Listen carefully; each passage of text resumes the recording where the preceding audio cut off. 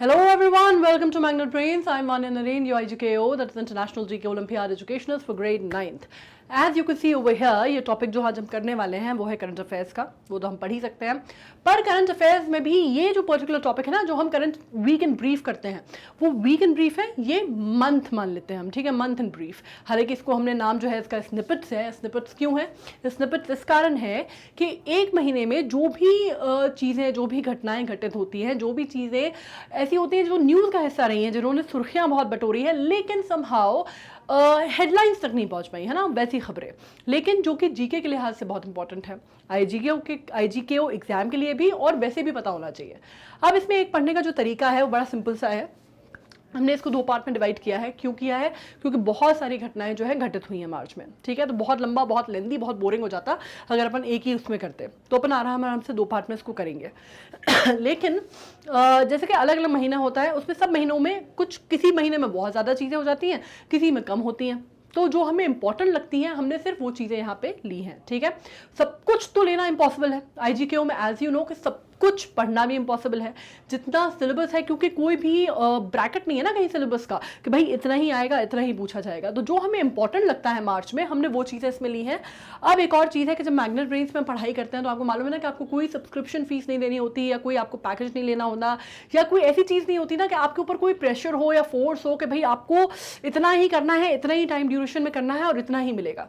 सब कुछ पढ़ेंगे, होलिस्टिक व्यू के साथ पढ़ेंगे, एक पूरी अप्रोच के साथ पढ़ेंगे कि कोई भी एग्जामिनेशन हो, चाहे वो आईजीकेओ हो, चाहे वो कोई और एग्जामिनेशन हो, हमें नॉलेज जब हम लेते हैं तो पूरी नॉलेज मिलनी चाहिए, और वो कहीं ना कहीं हमारे लाइफ में काम ही आती है, ठीक है। तो बिल्कुल ये जो है ना टॉपिक, ये बिल्कुल रिलैक्स होकर पढ़ो। कोई ऐसी याद करने वाले हार्ड एंड फास्ट कोई नोट्स नहीं है, कोई रूल रेगुलेशन नहीं है, कुछ नहीं है, सिर्फ सिट बैक, रिलैक्स, फिर पढ़ो। और इसमें क्या करना है कि सिर्फ सुनते जाना है। जैसे हम न्यूज़पेपर्स पढ़ते हैं ना, कैसे पढ़ते हैं न्यूज़पेपर्स? पढ़ते हो ना न्यूज़पेपर्स कैसे पढ़ते हैं? आपको लिटरली आप पेन पेपर लेके तो बैठते नहीं हो न्यूज़पेपर्स में कि भैया ये हेडलाइन है तो यहाँ मैं लिख लूँ। पढ़ने का तरीका क्या होता है? सरसरी नज़र से हम न्यूज़पेपर पढ़ते हैं, वैसे ही सरसरी नज़र से आपको ये वीडियो देखना है, और जो चीज़ आपको इंपॉर्टेंट लगती है वो आपको रिटेन करना है। ये बड़ा मज़ेदार काम होता है, पता है। कई बार क्या होता है कि हम कोई चीज़ बड़ा फोकस करके पढ़ते हैं ना, तो हमारे दिमाग से निकल जाती है, लेकिन कई बार कोई कहीं से कोई सुनी हुई बात, कोई जिक्र की हुई चीज़, कोई किसी ने कुछ कहा होता है तो हमारे दिमाग में रह जाता है, और जब उसका जो कॉन्टेक्स्ट आता है ना, उसके बारे में जब कोई पूछता है तो वो निकल के उभर के एकदम से सामने आ जाता है। बिल्कुल वैसे ही आपको बिल्कुल रिलैक्स माइंड से पढ़ना है, ताकि इसके बारे में जब हम पूछें, कोई सवाल आईजीक्यू में आ जाए तो आपको आइडिया हो, ठीक है। अब पहली जो हमारी खबर है मार्च की, वो हम बात करने वाले हैं किसकी? International arbitration and mediation centre, ठीक है। International arbitration and mediation centre जो कि खुला है हैदराबाद में, ये अपनी तरह का पहला मीडिएशन सेंटर बनाया गया है, जिसको IAMC बोला जाता है। और इसमें ये बात है, इंपॉर्टेंट इसलिए है क्योंकि चीफ जस्टिस ने, आप मान सकते हैं, आप इसको इसकी इंपॉर्टेंस जो है इसी बात से आप आंक सकते हैं कि इसका जो इनॉग्रेशन है या फाउंडेशन स्टोन जो है वो किसने रखा है? चीफ जस्टिस ऑफ इंडिया ने रखा है, ठीक है। अब इसमें बात हो रही है कि पहला, अपनी तरह का पहला है, जैसे मैंने कहा, ठीक है। अब जब हम बात करते हैं आर्बिट्रेशन की, तो हमें ये मालूम होना चाहिए कि ऑल्टरनेटिव डिस्प्यूट रेजोल्यूशन, जिसको ADR बोला जाता है, उसके ऊपर है।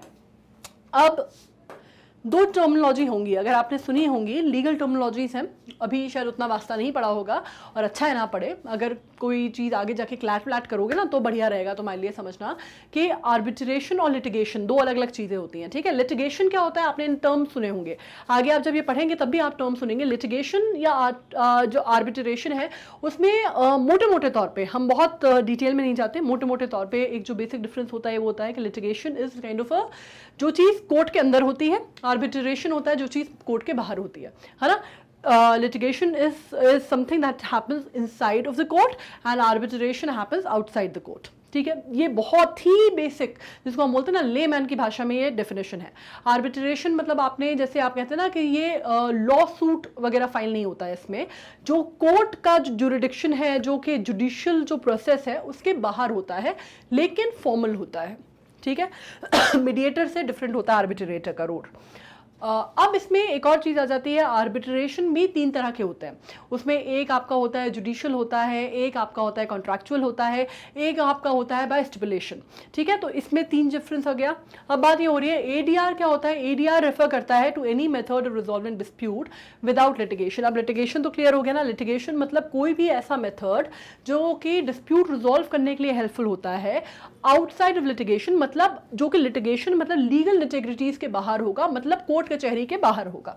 ठीक है, अब मोस्ट फेमस एडीआर मेथड्स क्या होते हैं, सबसे आसान डिस्प्यूट रेजोल्यूशन के मेथड्स क्या होते हैं, या सबसे ज्यादा हम बोलचाल की भाषा में बोलते हैं तो क्या होता है कि भाई बीच का रास्ता निकाल लेते हैं, जो बोलते हैं ना आउट ऑफ कोर्ट सेटलमेंट हो जाए। तो आउट ऑफ कोर्ट सेटलमेंट की बात हो रही है, उसमें क्या हो जाता है मीडिएशन। एक तो दो लोगों के बीच में भाई बीच का रास्ता निकाल लिया, मीडिएशन हो गया, जिसको आप बोलते हैं ना कि बिल्कुल समझौता हो गया, उस तरह की चीज हो गई।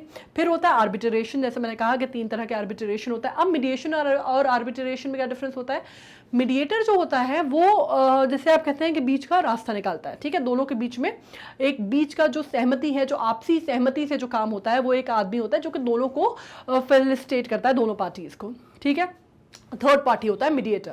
थर्ड पार्टी आर्बिट्रेटर भी होता है, लेकिन क्या होता है इसमें कि ये जो आर्बिट्रेटर होता है ये आप एक तरह से कह सकते हैं कि ये मीडिएटर से थोड़ा अलग हो जाता है इन द सेंस कि थोड़ा सा जुडिशियल रोल में आ जाता है, मतलब काइंड ऑफ जज के रोल में आ जाता है कि दोनों पार्टीज के जिसको बोलते हैं ना प्रूफ देखेगा, दोनों पार्टी के पक्ष विपक्ष का बयान लेगा, सुनेगा, समझेगा, प्रूफ को प्रूफ करेगा, बाकी सारी चीज़ें होती हैं जिसमें बयानबाजी भी होगी, विटनेसेस भी होंगे, बहुत सारी चीज़ें होती हैं, और फिर वो एक जजमेंट पे पहुंचता है।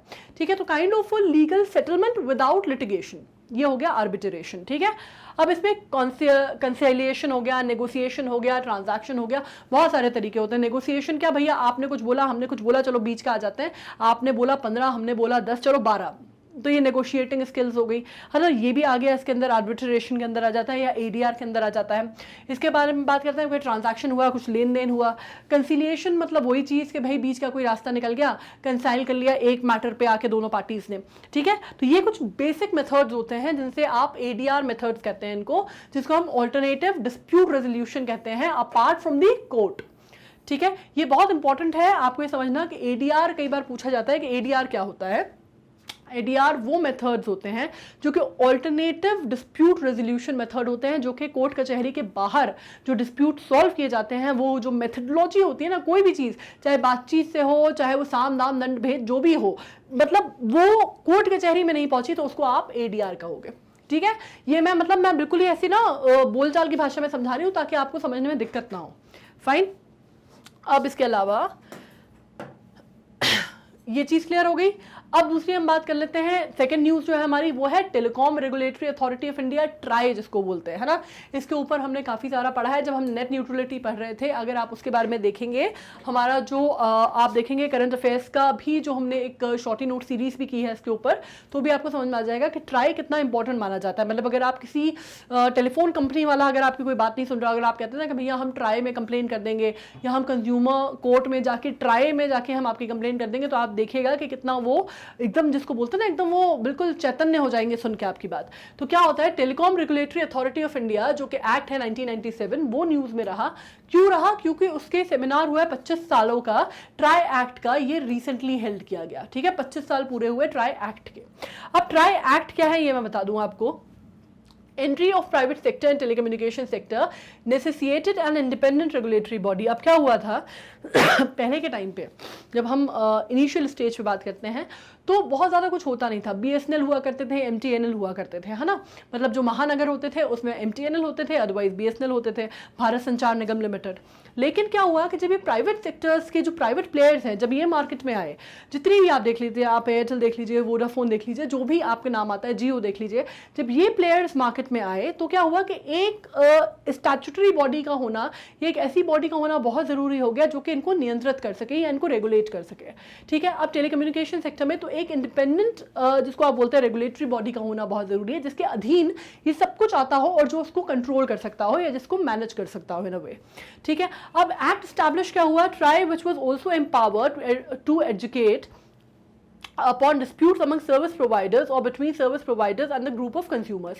तो ये क्या हुआ था बेसिकली, ट्राई जो है, जैसे आप कंज्यूमर कोर्ट की बात करते हैं ना कि भैया कंज्यूमर कोर्ट है, तो वैसे ही ट्राई जो था वो उसके बारे में क्या कहा गया कि जो सर्विस प्रोवाइडर्स के बीच में जो एक कह सकते हैं आप डिस्प्यूट अगर अराइज होता है, कोई ऐसी सिचुएशन अराइज होती है जिसमें डिस्प्यूट है, सर्विस प्रोवाइडर्स कौन से सर्विस प्रोवाइडर्स, अगेन ये जो बड़ी बड़ी कंपनीज का नाम हमने लिया वो सर्विस प्रोवाइडर्स जो कि आपको सर्विस प्रोवाइड कर रहे हैं, ठीक है। अब बंच ऑफ कंज्यूमर्स कौन से, कंज्यूमर्स अलग अलग लेवल पे हो सकते हैं, इंडस्ट्रीज हो सकती हैं जो कि consumer as a consumer act करती हों, इंडिविजुअल्स हो सकते हैं, बहुत सारी चीज़ें हैं ना। आप ये कह सकते हैं कि कंज्यूमर बिजनेस टू कंज्यूमर वाला जो फंडा होता है वो इसमें अप्लाई होता है। तो उनके बीच में जो बिजनेस टू कंज्यूमर की बात हो रही है, तो उसमें जो ग्रुप ऑफ कंज्यूमर्स हैं उनके बीच में अगर कोई डिस्प्यूट हो service provider and group of consumers के बीच में, तो उसको सेटल कर सके। अगर दो अलग अलग सर्विस प्रोवाइडर्स हैं उनके बीच में कोई डिस्प्यूट हो तो उसको सेटल कर सके, या अगर कोई भी ऐसी चीज़ या कोई भी ऐसा मुद्दा जो कि टेलीकॉम इंडस्ट्री से हो या रेगुलेशन के ऊपर आता हो टेलीकॉम इंडस्ट्री की, तो उसको रेगुलेट कर सके। जैसे नेट न्यूट्रलिटी भी जो है वो ट्राई में का बड़ा इंपॉर्टेंट पार्ट रहा जब हम नेट न्यूट्रलिटी की भी बात कर रहे थे। अगेन इस वजह से मैं आपसे कह रही हूँ कि एक बार अगर आप नेट न्यूट्रलिटी का शॉर्टी नोट सीरीज हमारा देख लेंगे तो ये आपको पिक्चर बिल्कुल क्लियर हो जाएगी कि मैं आपको क्या बोलना चाह रही हूँ, ठीक है। तो इस तरह के डिसीजंस होते हैं वो भी ट्राई के अंतर्गत आते हैं।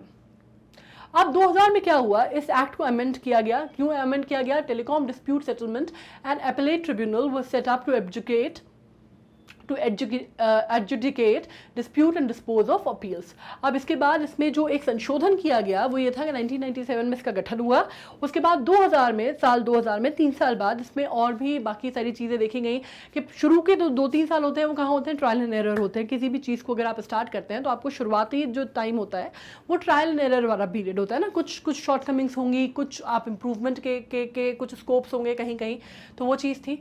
2000 में फाइनली इस एक्ट को थोड़ा सा संशोधित किया गया और इसमें टीडी सैट, ठीक है, इसको इंक्लूड किया गया, जिसका मतलब था जिसमें डिस्प्यूट सेटलमेंट की बात हुई कि भैया अगर जो डिस्प्यूट अराइज हो रहे हैं उनको आप कैसे सेटल करेंगे, उसका पूरी जिसको आप कहते हैं ना विधि और जिस तरह से कायदे कानून जो है वो आपको बताए गए, ठीक है। अब इसमें बात कर लेते हैं कि इसमें ये बेसिक फोकस जो था वो ये था कि किसी भी तरह का अनरेस्ट की सिचुएशन या डिस्प्यूट की सिचुएशन जो है वो टेलीकॉम इंडस्ट्री में रेगुलेट करना बहुत इंपॉर्टेंट था और ये ट्राई का काम था, ठीक है।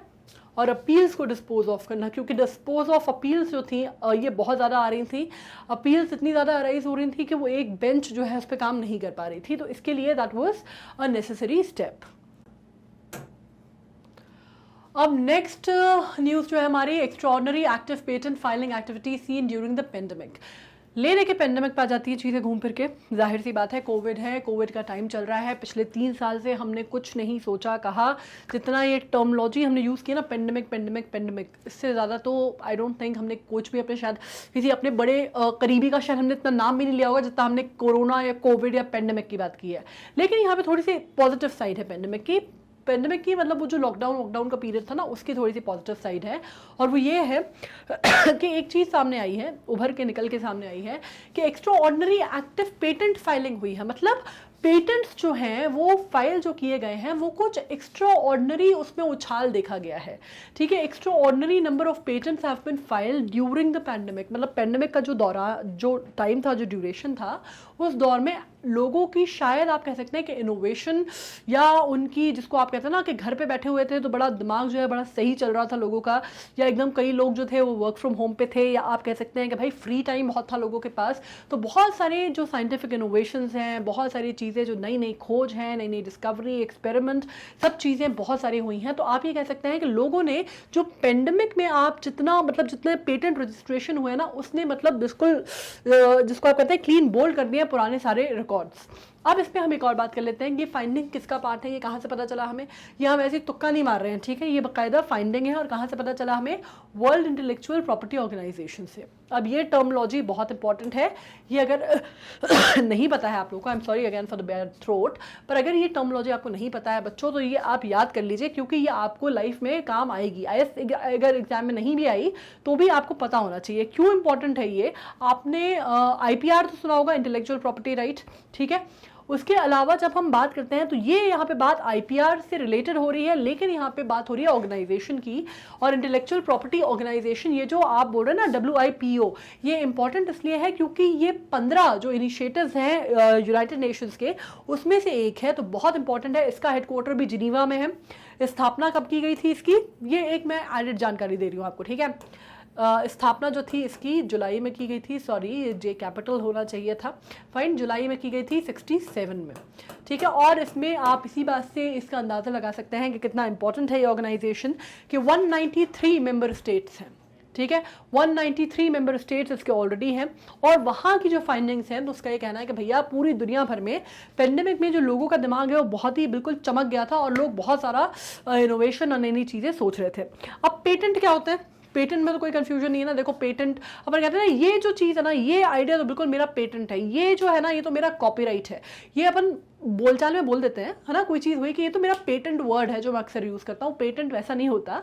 पेटेंट एक मतलब ये हमारे बोलचाल में तो चलता है, लेकिन एक्चुअली क्या होता है पेटेंट, पेटेंट मतलब जो भाई जब ये हो जाता है ना कि आप जो है एक सोल ओनरशिप है, या आप एक सोल आदमी है जिसके पास राइट है एक पर्टिकुलर आइडिया को एग्जीक्यूट करने की, या एक पर्टिकुलर आइडिया को काम में लाने की, है ना। या कोई एक आइडिया है, या कोई एक इन्वेंशन है, या डिस्कवरी है, या एक्सप्लोरेशन है, या व्हाटएवर, उस पे आपका सोल राइट है, आपकी पूरी ओनरशिप है कि भाई वो पूरा जो कंसेप्ट था वो आपका है, वो आइडिया आपका है, उसका एग्जीक्यूशन आपका है, सब कुछ आपका है, तो वो पेटेंट बोलते हैं। अब बहुत सारी टर्मिनोलॉजीज होती हैं, कई बार लोग ना बड़ा कंफ्यूज हो जाते हैं, ट्रेडमार्क क्या होता है, पेटेंट क्या होते हैं, कॉपीराइट क्या होता है, लोग कई बार ना उसको इंटरचेंज कर देते हैं। पर यहाँ पे हमें ये क्लैरिटी होनी चाहिए क्या होता है। देखो बहुत क्लोज है, सब आपस में बहुत मिले हुए हैं।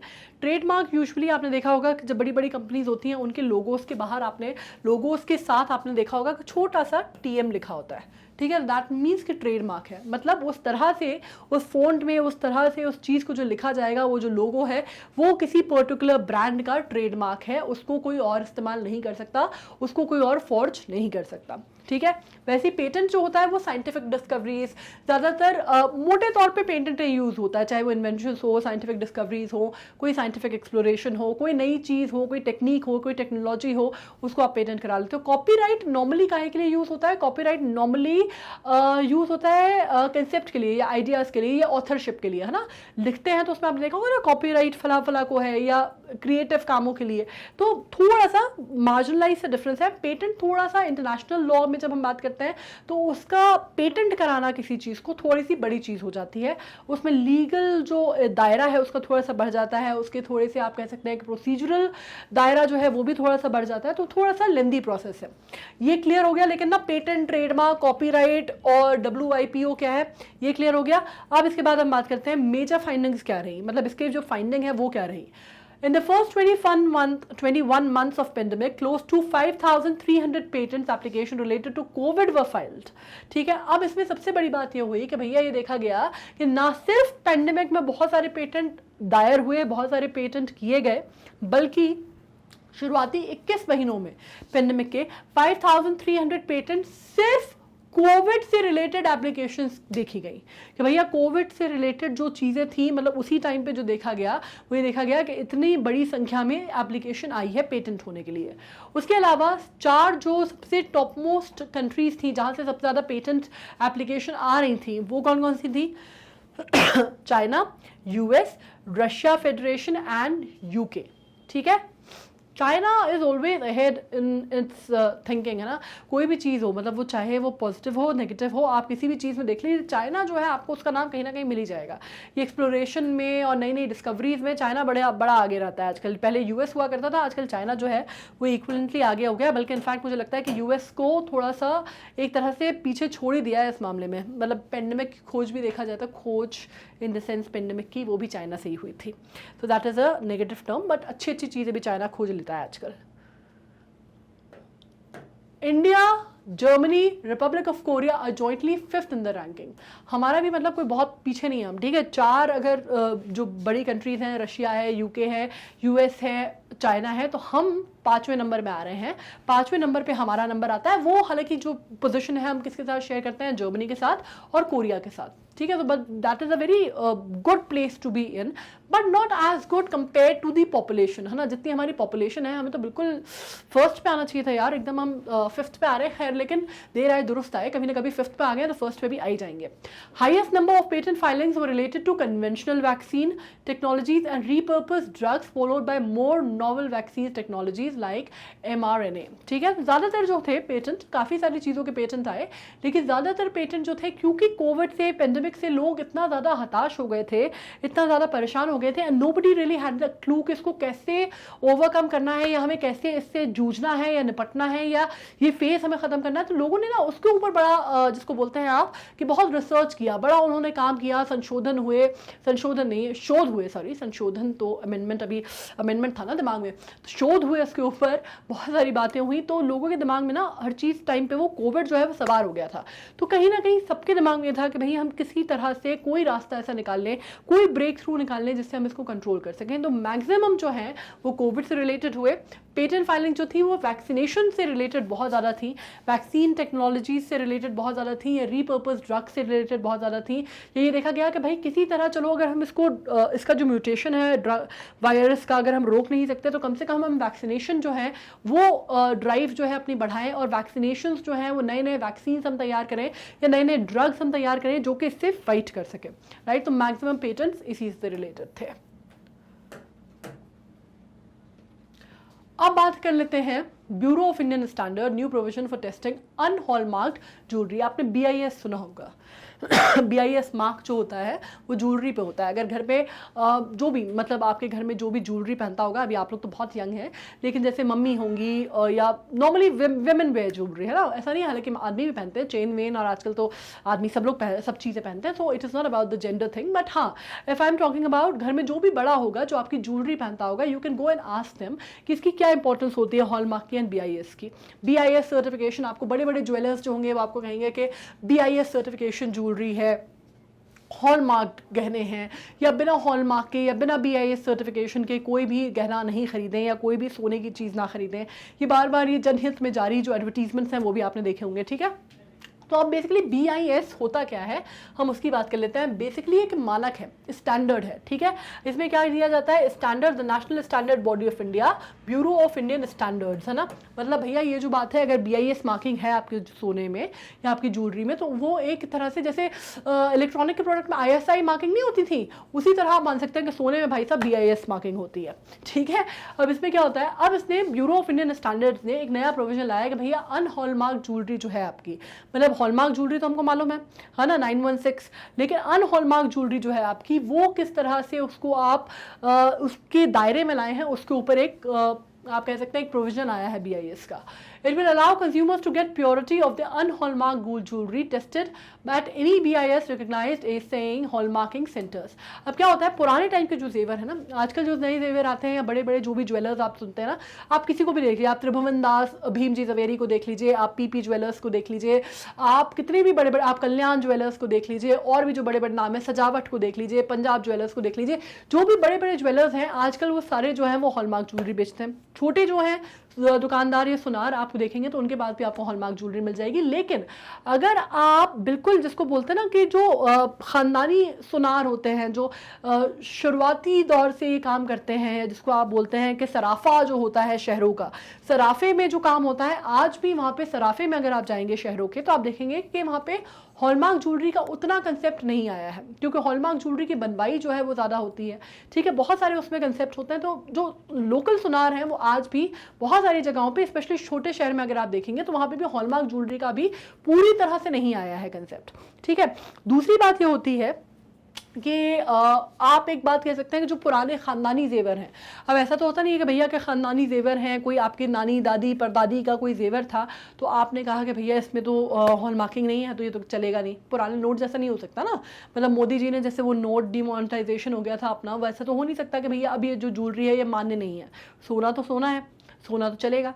अब लेकिन क्या होता है कि वो हॉलमार्क नहीं है तो कई बार उसको बेचने में फ़ायदा नहीं होता, घाटा होता है, मतलब कट के बहुत ज़्यादा जाता है। मतलब हमेशा कहा जाता है, कहावत हुआ करती थी मेरी दादी कहा करती थी कि सोना हमेशा सुनार का होता है, है ना। सोना हमेशा सुनार का होता है, मतलब आप सोना खरीद रहे हैं तो ठीक है, लेकिन अगर आप उसको लौटाने जाएंगे तो हमेशा आपको काट के मिलेगा, मतलब 80%, 85%, कई जगह तो 75% भी, 90% भी, जिस भी तरह से, ठीक है। हॉलमार्क ज्वेलरी जो है वो कहते हैं आप 100% पे वापस होती है, लेकिन जो अनहॉलमार्क ज्वेलरी है उस पर आपको नुकसान बहुत होता है। अगर आप उसकी मतलब वापस अगर आप जाएँ और उसको पिघला के आप चाहें कि भैया आपके पास एक 2-4 अंगूठियाँ थी जो कि ख़राब हो गई हैं, अब आप कुछ और बनवाना चाहते हैं, तो आपको क्या करना पड़ेगा, वो 2-4 अंगूठियों के बदले में जब आप बनवाएंगे कोई चीज़ तो उनका ना आपका कटेगा, मतलब क्योंकि सोना जो है वो 100% सोने का तो बनता नहीं है, मिलावट तो होती है उसमें। 23 कैरेट, 24 कैरेट का तो कुछ भी नहीं बन पाता, 23 कैरेट, 22 कैरेट, 18 कैरेट, आजकल तो यह हालत है कि सोने की प्राइसिंग इतनी ज़्यादा बढ़ गई है कि 14 कैरेट की भी ज्वेलरी बनाते हैं लोग, ठीक है। तो उसमें क्या होता है, जो आपका पैसा है वो कट जाता है ना, जो आपकी बनवाई है वो कट जाएगी, 80% पे वापस होता है सोना, इस तरह से कहा जाता है। तो क्या होता है कि ये इस वजह से आजकल लोग चाह रहे हैं कि भैया हमारा जो सोना है पहले हम टेस्ट कर लें। बाहर के कंट्रीज़ में और बुरी हालत है, मालूम है आपको, मतलब इंडिया का सोना अगर आप बाहर लेके जाते हैं, मतलब ये अगर आप दुबई वगैरह लेके जाते हैं तो वहाँ पे वो इतना ख़राब कंसिडर करते हैं अपने सोने को, उनको लगता है कि मतलब ये तो बिल्कुल ही, ये सोना मतलब ये कहीं से भी इसका कोई स्टैंडर्ड है ही नहीं, ठीक है। तो वो ना इस पर बहुत ज़्यादा नाक मुंह से कुड़ते हैं और बड़ा दिक्कत होती है लोगों को बाहर जाके, बाहर की कंट्रीज़ में अगर एक्सचेंज करना हो तो। अब ऐसे लोगों के लिए क्या बेटर होता है कि आप ये समझ लीजिए कि भैया ये जो अगर आपका BIS सर्टिफिकेशन है तो एक तरह से वो हॉलमार्किंग उन्होंने कर दी है कि आपने एक गुणवत्ता जो है उसकी एक मानक जो दर है उसके हिसाब से आपने उसकी गुणवत्ता तय कर दी है कि भैया सोना जो है वो इतना प्योर है। अब इसमें बड़ी सीधी सी बात कैसे होता है, वो कैसे किया जाता है, AHC जो है, जो उसको आप हॉलमार्किंग सेंटर्स बोलते हैं, ठीक है, वो क्या करते हैं, वो इसको टेस्ट लेते हैं। जाहिर सी बात है कि जो ज्वेलरी है, पुरानी ज्वेलरी है, रखी हुई ज्वेलरी, उसको टेस्ट किया जाएगा और उस पर गोल्ड ज्वेलरी और उसको एक टेस्ट रिपोर्ट जो है उसके साथ इशू कर दी जाएगी। ये चीज़ जेम्स के साथ भी होती है ना, जब भी आप कोई जेम लेते हैं, चाहे आप हीरा लें, पन्ना लें, नीलम लें, उसके साथ एक सर्टिफिकेशन मिलता है, राइट। तो बिल्कुल वैसे ही सर्टिफिकेशन जो है वो बाद में IHC जो है आपकी नॉन हॉलमार्क ज्वेलरी के लिए सर्टिफाई करेगा। और वो कैसे करता है कि उसको एक इशू किया जाएगा हॉलमार्क यूनिक आइडेंटिफिकेशन, जिसको हम बोलते हैं SUID नंबर। अब इसमें अल्फा न्यूमेरिक नंबर होगा, मतलब इसमें अल्फ़ाबेट्स भी होंगे, न्यूमेरिक भी होंगे, और 6 डिजिट का होगा जो कि मोमेंट ऑफ हॉलमार्किंग के टाइम पर दिया जाएगा। अब एक और बात, ये कंसेप्ट आपने सुना होगा, बहुत टर्मिनोलॉजी मैंने बार बार बोला, 916 हॉलमार्क।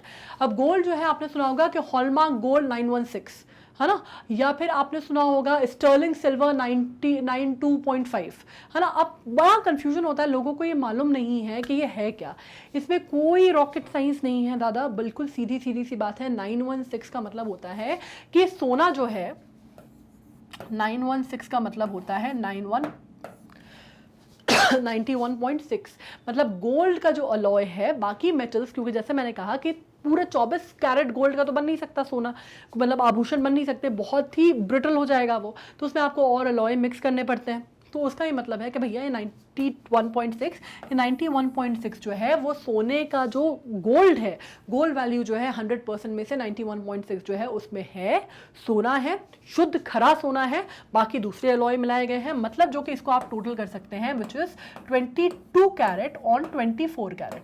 तो बेसिकली ये जो है हॉलमार्क ज्वेलरी 22 कैरेट पे आपको मिलती है, तो दैट इज 91.6, उसको आप हॉलमार्क बोलोगे। तो हॉलमार्क, कई बार मैंने ये सुना है कि लोग बोलते हैं 14 कैरेट बना हुआ है, हॉलमार्क ज्वेलरी है, हॉलमार्क 916 है। हॉलमार्क 916 नहीं होगा, वो 14 कैरेट हॉलमार्क 916 कैसे हो सकता है। 91.6 जो है वो 22 कैरेट के लिए यूज होता है स्पेसिफिकली। वैसे ही जब हम स्टर्लिंग सिल्वर की बात करते हैं तो आपने सुना होगा 92.5, है ना, 925 भी बोलते हैं। Again the same thing, same बात आ गई वहाँ पे स्टर्लिंग सिल्वर में, 92%, 92.5% जो है वो यूज़ किया गया है सिल्वर अलॉय, बाकी जो है बाकी अलॉय मिक्स किए गए हैं ज्वेलरी बनाने के लिए, ठीक है, बिल्कुल क्लियर है ना। अब अगर कोई आपसे बोले ना कि 18 कैरेट की है और हॉलमार्क 916 है, तो उससे बिल्कुल बोल देना कि 916 18 कैरेट पे नहीं हो सकता बॉस, 22 कैरेट पे होता है, ठीक है, ये चीज़ क्लियर हुई। अब बढ़ते हैं आगे। अब BIS बेसिकली क्या है ये हमने बता दिया कि नेशनल स्टैंडर्ड बॉडी है इंडिया की, जो कि स्टैब्लिश की गई थी BIS एक्ट में 2016 में, जिसका मतलब ये था कि भैया एक्टिविटी जो है, स्टैंडर्डाइजेशन जो है गोल्ड का, वो इंटरनेशनल दर पे उसको कर सके, ठीक है। Marking the quality and certification of goods, specially gold में काफ़ी ज़्यादा इसका यूसेज होता है, बाकी गुड्स भी हैं, लेकिन गोल्ड के लिए इसको एक तरह का आप एक कह सकते हैं स्टैंडर्डाइज्ड सिंबल या स्टैंडर्डाइज्ड जिसको एजेंसी माना जाता है। फाइन, गुणवत्ता के लिए है, बेसिकली स्टैंडर्ड के लिए।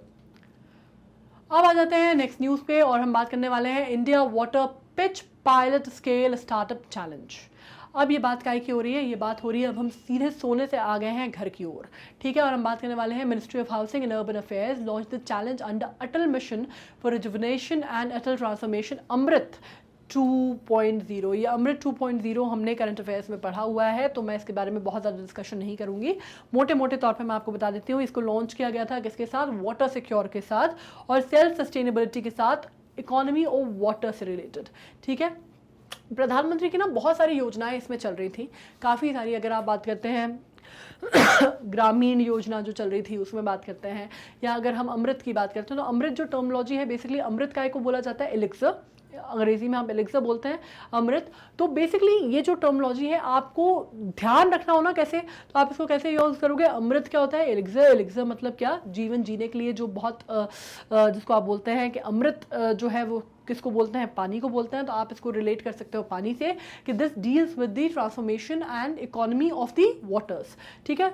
इस तरह से ना याद करते हैं ना अपन तो बहुत बढ़िया रहता है, मतलब वो ना कंसेप्ट जो है आपको ध्यान रह जाता है, ठीक है। अब ये जो था ये लॉन्च किया गया था वाटर सिक्योर करने के लिए हिसाब से और वेल्थ सस्टेनेबिलिटी की इकोनॉमी ऑफ वाटर को लेके।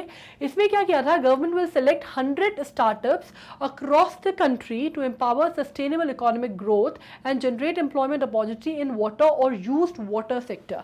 अब इसमें क्योंकि आपको मालूम है ना, मेक इन इंडिया हो गया या अर्बनाइजेशन हो गई या बहुत सारी जो गवर्नमेंट की पॉलिसीज हैं वो आजकल काफ़ी प्रो मेक इन इंडिया या स्टार्टअप इंडिया से रिलेटेड है। तो इसमें उन्होंने क्या किया था, अमृत के अंदर उन्होंने कहा कि भैया इसमें एक काम करते हैं, बहुत सारी जो चीज़ें हमें अपनी रिसोर्स मैनेजमेंट पे बहुत ज़्यादा फोकस है ना। आपको मालूम होगा कि अभी सोलर पे या थर्मल पे हमारा बहुत फोकस है, वाटर मैनेजमेंट पे हमारा बहुत फोकस है, उसके अलावा इलेक्ट्रिसिटी पे जिसको हम बोलते हैं रिन्यूएबल सोर्सेज ऑफ एनर्जी या non renewable sources of energy को रिप्लेस करने पे हमारा बहुत फोकस है, नेट जीरो एमिशन पे हमारा बहुत ज़्यादा फोकस है, एनवायरमेंटल कंसर्न्स पे हमारा बहुत फोकस है। तो इसी तरह जो वाटर इकोनॉमी है वो भी हमारा काफ़ी ज़्यादा फोकस है, जिसको ब्लू इकोनॉमी भी बोला जाता है, वो भी हमारे फोकस में बहुत ज़्यादा है। तो इसके अंतर्गत क्या किया है इस पर्टिकुलर अमृत जब 2.0 के अंडर कि गवर्नमेंट ने सिलेक्ट किए हैं 100 ऐसे स्टार्टअप्स पूरे देश भर में से, जो कि काम काहे पे करते हैं, जिनका जो फोकस है वो काहे पे है, वो एम्पावर करते हैं सस्टेनेबल इकोनॉमिक ग्रोथ और साथ में जनरेट करते हैं एम्प्लॉयमेंट। लाइक वो दोनों जो प्रॉब्लम है, मतलब आप देखें तो एक तरह से एक काम से दोनों चीज़ें सॉल्व हो रही है ना।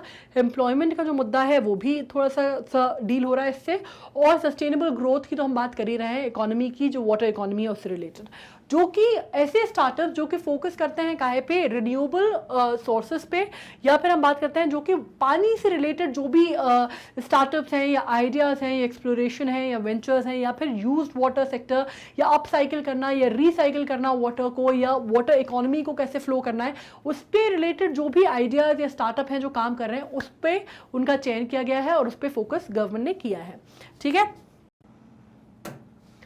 अब हम बात कर लेते हैं यूक्रेन वॉर की, ठीक है। आपको मालूम है रशिया यूक्रेन वॉर जो है बहुत टाइम से चल रही है। बहुत सारी चीज़ें जो थी मार्च के जो महीना था बड़ा क्रूशल था, बड़ा मुश्किल था, जिसमें सबसे ज़्यादा चीज़ें जो हैं वो रशिया यूक्रेन फ्रंट पे होना चालू हुई थी, ठीक है। रशिया यूक्रेन का जो शुरुआती जो मार्च में जो चीज़ें रही, जिस तरह की रही, वो हम सब जानते हैं, हमें मालूम है कि क्या प्रॉब्लम थी। We know the area of problem, we know what happened, किस तरह से वो चीज़ें चल रही थी। आपको ये भी मालूम होगा, अगर आपने अभी देखा होगा कि ये मैं इसके अलावा आपको बता दे रही हूँ कि अभी जब कांस फिल्म फेस्टिवल या कैंस फिल्म फेस्टिवल, दोनों चीज़ें बोल सकते हैं आप, स्टार्ट हुआ है, अभी हालिया हुआ है। तो उसमें आपने देखा होगा कि जो यूक्रेन के जो प्रेसिडेंट हैं जेलेंस्की, उनका एक सरप्राइज एड्रेस था, ठीक है। और उसमें उन्होंने कहा शुरुआत में कि उन्होंने रेफरल काहे का दिया, उन्होंने रेफरल दिया 1940 में एक फिल्म आई थी चार्ली चैपलिन की, जिसमें उन्होंने द ग्रेट डिक्टेटर, जिसमें उन्होंने नाजी जो लीडर थे उस टाइम पे, एडोल्फ हिटलर, जो वर्ल्ड वॉर 2 के टाइम पे जो सिनेमा का जो इफेक्ट था दुनिया में, उसके ऊपर उन्होंने बोला। और उन्होंने कहा कि भाई सिनेमा जो है वो अलग नहीं रह सकता, वो उसको आप एलिनेट नहीं कर सकते। सिनेमा जो है वो हमेशा लोगों के बारे में, आप जैसे बोलते हैं, अ मिरर ऑफ सोसाइटी या मिरर ऑफ द वर्ल्ड माना गया है।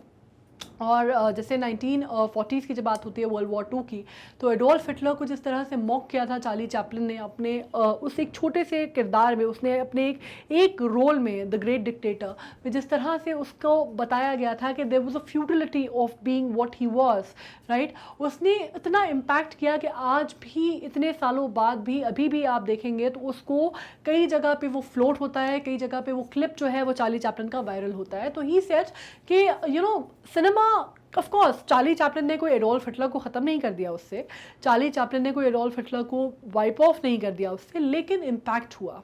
तो सिनेमा का इम्पैक्ट हमेशा होता है। And he said I want to know that we need another Charlie Chaplin to actually come up and deal with the situation that we are facing। और क्या ऐसे सिचुएशन में जो सिनेमा है वो चुपचाप खड़ा रहेगा, सिर्फ मूक दर्शक बन के खड़ा रहेगा, या फिर it will act as a mirror of the society और बताएगा कि दुनिया में क्या हो रहा है। इस उनकी स्पीच को स्टैंडिंग ओवेशन भी मिला। खैर, अभी ये तो बात हो गई उनकी। अब हम बात कर लेते हैं बेसिकली कि बात हो काहे पे रही है यूक्रेन की। अब इसमें जब बात होती है ऑर्गेनाइजेशन की, security and cooperation in Europe की, जिसको हम बोलते हैं OSCE, इन टर्मोलॉजीज़ को याद रखिएगा, ये बहुत इंपॉर्टेंट टर्मोलॉजीज़ हैं, ये एनीवेज आपको वैसे भी पता होनी चाहिए। इसमें बात हो रही है India acknowledge the role of organization for security and cooperation in Europe and Ukraine crisis. इसमें बात हो रही है कि इंडिया ने किस तरह से, जब हम बात करते हैं OSCE की, तो हमने किस तरह से इसको रिकॉग्नाइज किया है, हमने किस तरह से इसको समझा है in context to the European और in context to the Russian and Ukrainian crisis that is going on. अब बेसिकली OSCE है क्या? OSCE बेसिकली क्या है? ये एक कॉन्फ्रेंस थी जो कि सिक्योरिटी पे बनाई गई थी और कोऑपरेशन में बनाई गई थी यूरोप की, और इस्टेब्लिश की गई थी 1975 में, ठीक है। अब इसमें और एक चीज़ आ जाती है 1975 में, और इसमें सबसे बड़ी इंपॉर्टेंट चीज़ जो थी वो क्यों बनाई गई थी 1975 में। ऑलरेडी आपको मालूम है कि कोल्ड वॉर जो है वो उसके बाद भी बहुत टाइम तक चली है ना, वर्ल्ड वॉर सेकंड के बाद भी। तो अब इसमें बेसिकली इसको किया गया था कि भाई मल्टीलैटरल जो उसको कहते हैं ना, मल्टीलैटरल आपको मालूम है पॉलिटिकल टाइज की बात हो रही है, ये नेगोशिएशंस की बात हो रही है, ये मल्टीलैटरल मतलब मल्टीपल जो स्टेट्स हैं उनके बीच में जो टाइज होती हैं उनकी बात हम कर रहे हैं, ठीक है। तो उसमें बात हो रही है मल्टीलैटरल फोरम था जो कि इनिशिएट करने के लिए था या फैसिलिटेट करने के लिए था, काहे के लिए? डायलॉग ईस्ट और वेस्ट के बीच में, ठीक है। उसके लिए इसका जो उसको गठित किया गया था उसका मेन फोकस ये था कि वो डायलॉग को इनिशिएट करेगी या फैसिलिटेट करेगी ईस्ट और वेस्ट के बीच में, मतलब किसके बीच में? पूर्व और पश्चिम के बीच में, मतलब पूर्वी देशों के और पश्चिमी देशों के बीच में, ठीक है। अब उसमें ये बात हो रही है, कॉम्प्रहेंसिव अप्रोच था सिक्योरिटी का, जिसमें बहुत सारे जो मुद्दे थे वो लाए गए थे। काफ़ी सारी बात थी, पॉलिटिकल मिलिट्री मुद्दे तो थे ही, इकोनॉमिक थे, एनवायरमेंटल थे, ह्यूमन एस्पेक्ट थे। हेडक्वार्टर कहाँ माना जाता है इसका? वियना ऑस्ट्रिया में है। इसमें 57 कंट्रीज़ जो थी इसकी पार्टिसिपेटिंग कंट्रीज़ थी, जिसमें से 3 कॉन्टिनेंट्स में वो अक्रॉस 7 कॉन्टिनेंट्स हमें मालूम है ना, उसमें से 3 कॉन्टिनेंट्स जो है वो कवर करता है।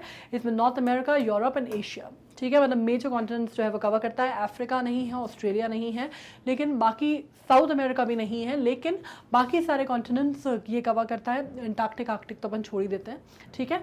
तो 57 पार्टिसिपेटिंग कंट्रीज़ हैं, ऑस्ट्रिया में है और बहुत इंपॉर्टेंट उसको माना जाता है। और इसमें किस तरह से इंडिया ने अपना एक तरह से आप कह सकते हैं कि अपना रुख जो है वो क्या रखा है, उसके ऊपर अभी न्यूज़ में ये खबर थी जिसके ऊपर ये डिस्कशन हो रहा था यूक्रेन से रिलेटेड। अब 11 पीरियोडिक लेबर फोर्स सर्वे, जिसको हम कहते हैं क्वार्टरली बुलेटिन अप्रैल जून 2021 का, ये न्यूज़ में रहा। क्यों न्यूज़ में रहा? क्यों इसलिए रहा क्योंकि एम्प्लॉयमेंट रेट के हिसाब से जब हम बात करते हैं, अनएम्प्लॉयमेंट रेट, मतलब जिसमें हम कहते हैं ना कि हमारे यहाँ इंडिया में अभी जो सबसे मेजर प्रॉब्लम है, अभी क्या मतलब सालों से हम देखते हैं, तो इसके ऊपर तो ऐसे भी लिखे होंगे अपन ने, है ना, कि जिस चैलेंजेस दैट इंडिया फेस, या हिंदी में भी हम लिखते हैं। तो बेसिकली सबसे पहले क्या होता है भाई, इंडिया में सबसे पहले मतलब पहली जो 2 लाइनें जो दिमाग में आती है ना, सबसे पहले लोग क्या लिख देते हैं? एक पॉवर्टी, एक एम्प्लॉयमेंट। 2 प्रॉब्लम है जिनसे हमको जूझना है, अनएम्प्लॉयमेंट एंड पॉवर्टी, है ना, सीधी सीधी हमें बात बोल देते हैं। तो ये जो अनएम्प्लॉयमेंट है ये इतना बड़ा मुद्दा है और इतने सालों से इतना स्टेबल मुद्दा है कि मतलब शायद मैं भी अपने जब ऐसे लिखती थी, जब पॉवर्टी और अनएम्प्लॉयमेंट की बात करती थी, शायद मेरे बच्चे अभी लिखते हैं स्कूल में तो वो भी यही लिखते हैं, आप लोग भी यही लिखते होंगे, है ना। But hopefully things will change. अब बात हो रही है, as per it unemployment rate for persons of age 15 years and above in urban areas dip to 12.6 which is a very good thing, जो कि पहले 20.8 था, तो उससे नीचे आया है, which is a very good thing, same month of the previous year. This is a positive sign.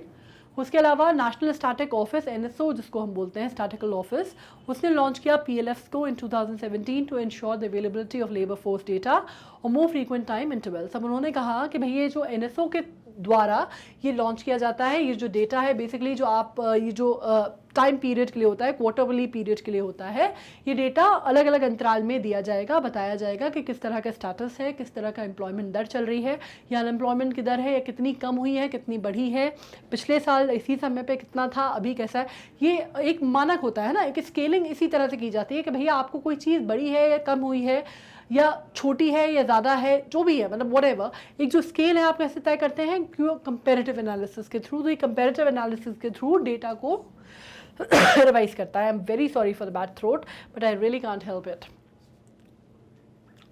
अब ऑब्जेक्टिव क्या है PLF के? ऑब्जेक्टिव ये है कि estimate the key employment and unemployment indicators in the short time interval of 3 months for the urban areas only in the current weekly status.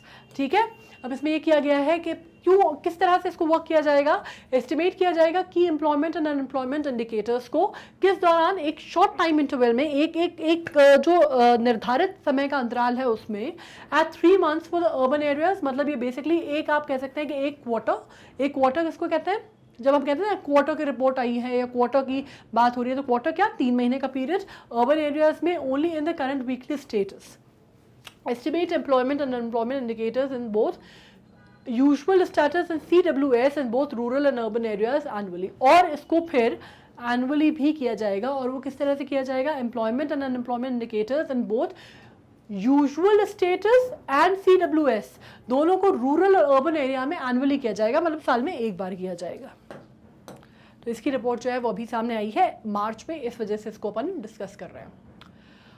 अब बात कर लेते हैं unique land parcel identification number की, जिसको हम ULPIN बोल रहे हैं, पिन एंड यूनिक लैंड। ठीक है, अब इसमें बात हो रही है, ministry of rural development released an e-book on land governance reforms announced in budget which content related to ULPIN, national generic document registration system, NGDRS etcetera.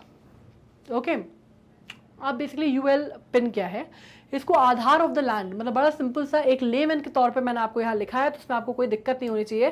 जैसा मैं बोलती हूँ ना कि बहुत बड़े बड़े टर्मिनोलॉजी अगर याद करोगे, बहुत बड़े बड़े कंसेप्ट में अगर जाओगे ना तो कंफ्यूज हो जाओगे। तो बड़ी सिंपल सी भाषा में हम याद करते हैं कि भैया आधार जो है वो हम इंसानों के लिए बनता है, ठीक है, और ULPIN जो है वो आप कह सकते हो कि एक लैंड जो है, ज़मीन जो है, उसका जो आधार कार्ड है उसको आप ULPIN बोल सकते हो। ठीक है, ये समझ में आया। अब इसको आप बोल सकते हैं ये कैसे होता है, 14 डिजिट का आइडेंटिफिकेशन नंबर होता है, जो कि ऑब्वियसली अलग होता है, यूनिक होता है, और सर्वे किया जाता है parcel of land to prevent land fraud, और इसको दिया जाता है ताकि जो लैंड की जो हेरा फेरी होती है ना, लैंड फ्रॉड जो हो रहा है उनसे बचा जा सके, उनको किसी तरह से।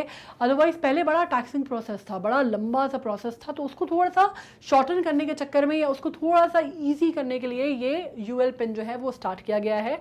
और इसमें बात हो रही है रूरल इंडिया की, बात हो रही है मतलब ग्रामीण क्षेत्रों की इंडिया में, जहाँ पे लैंड रिकॉर्ड जो है वो ज़्यादातर आउटडेटेड है, यहाँ पे डिस्प्यूटेड है ना, खानदानी विवाद चला आ रहा है ज़मीनों पे, या पता चल रहा है कि भैया रिकॉर्ड ही नहीं है किसी के नाम पे, किसके नाम पे है, किसके नाम पे ज़मीन है, मतलब कोई उसमें अगर आप देखते हैं कि कोई रिकॉर्ड है, रजिस्ट्री फलाना ढिमका, लोगों को पता ही नहीं है, मतलब चला आ रहा है कोई केस सालों साल से। तो वहाँ पे जो इंडिया में जो रूरल सेटअप है, वहाँ पे जो आइडेंटिफिकेशन प्रॉब्लम आ रही थी, या भैया डिस्प्यूट लैंड की प्रॉब्लम आ रही थी कि पता ही नहीं है, एक ज़मीन के 4-4 5-5 वारिस खड़े हो जाते हैं, एक ज़मीन के टुकड़े के मतलब पता चला कि इसकी भी है, उसकी भी है, इसके नाम भी पेपर है, उसके नाम भी पेपर है। तो ये फॉर्जरी का जो काम होता है ना, जहाँ पे लैंड फ्रॉड्स होते हैं, वहाँ पे बहुत दिक्कत होती है। और स्पेशली कुछ ऐसे एरियाज हैं जहाँ पे बहुत, जिसको आप बोलते हैं ना, सीधा सीधा काम नहीं होता, थोड़ा टेढ़ा काम होता है, वहाँ के लिए ये बहुत ज़्यादा हेल्पफुल है।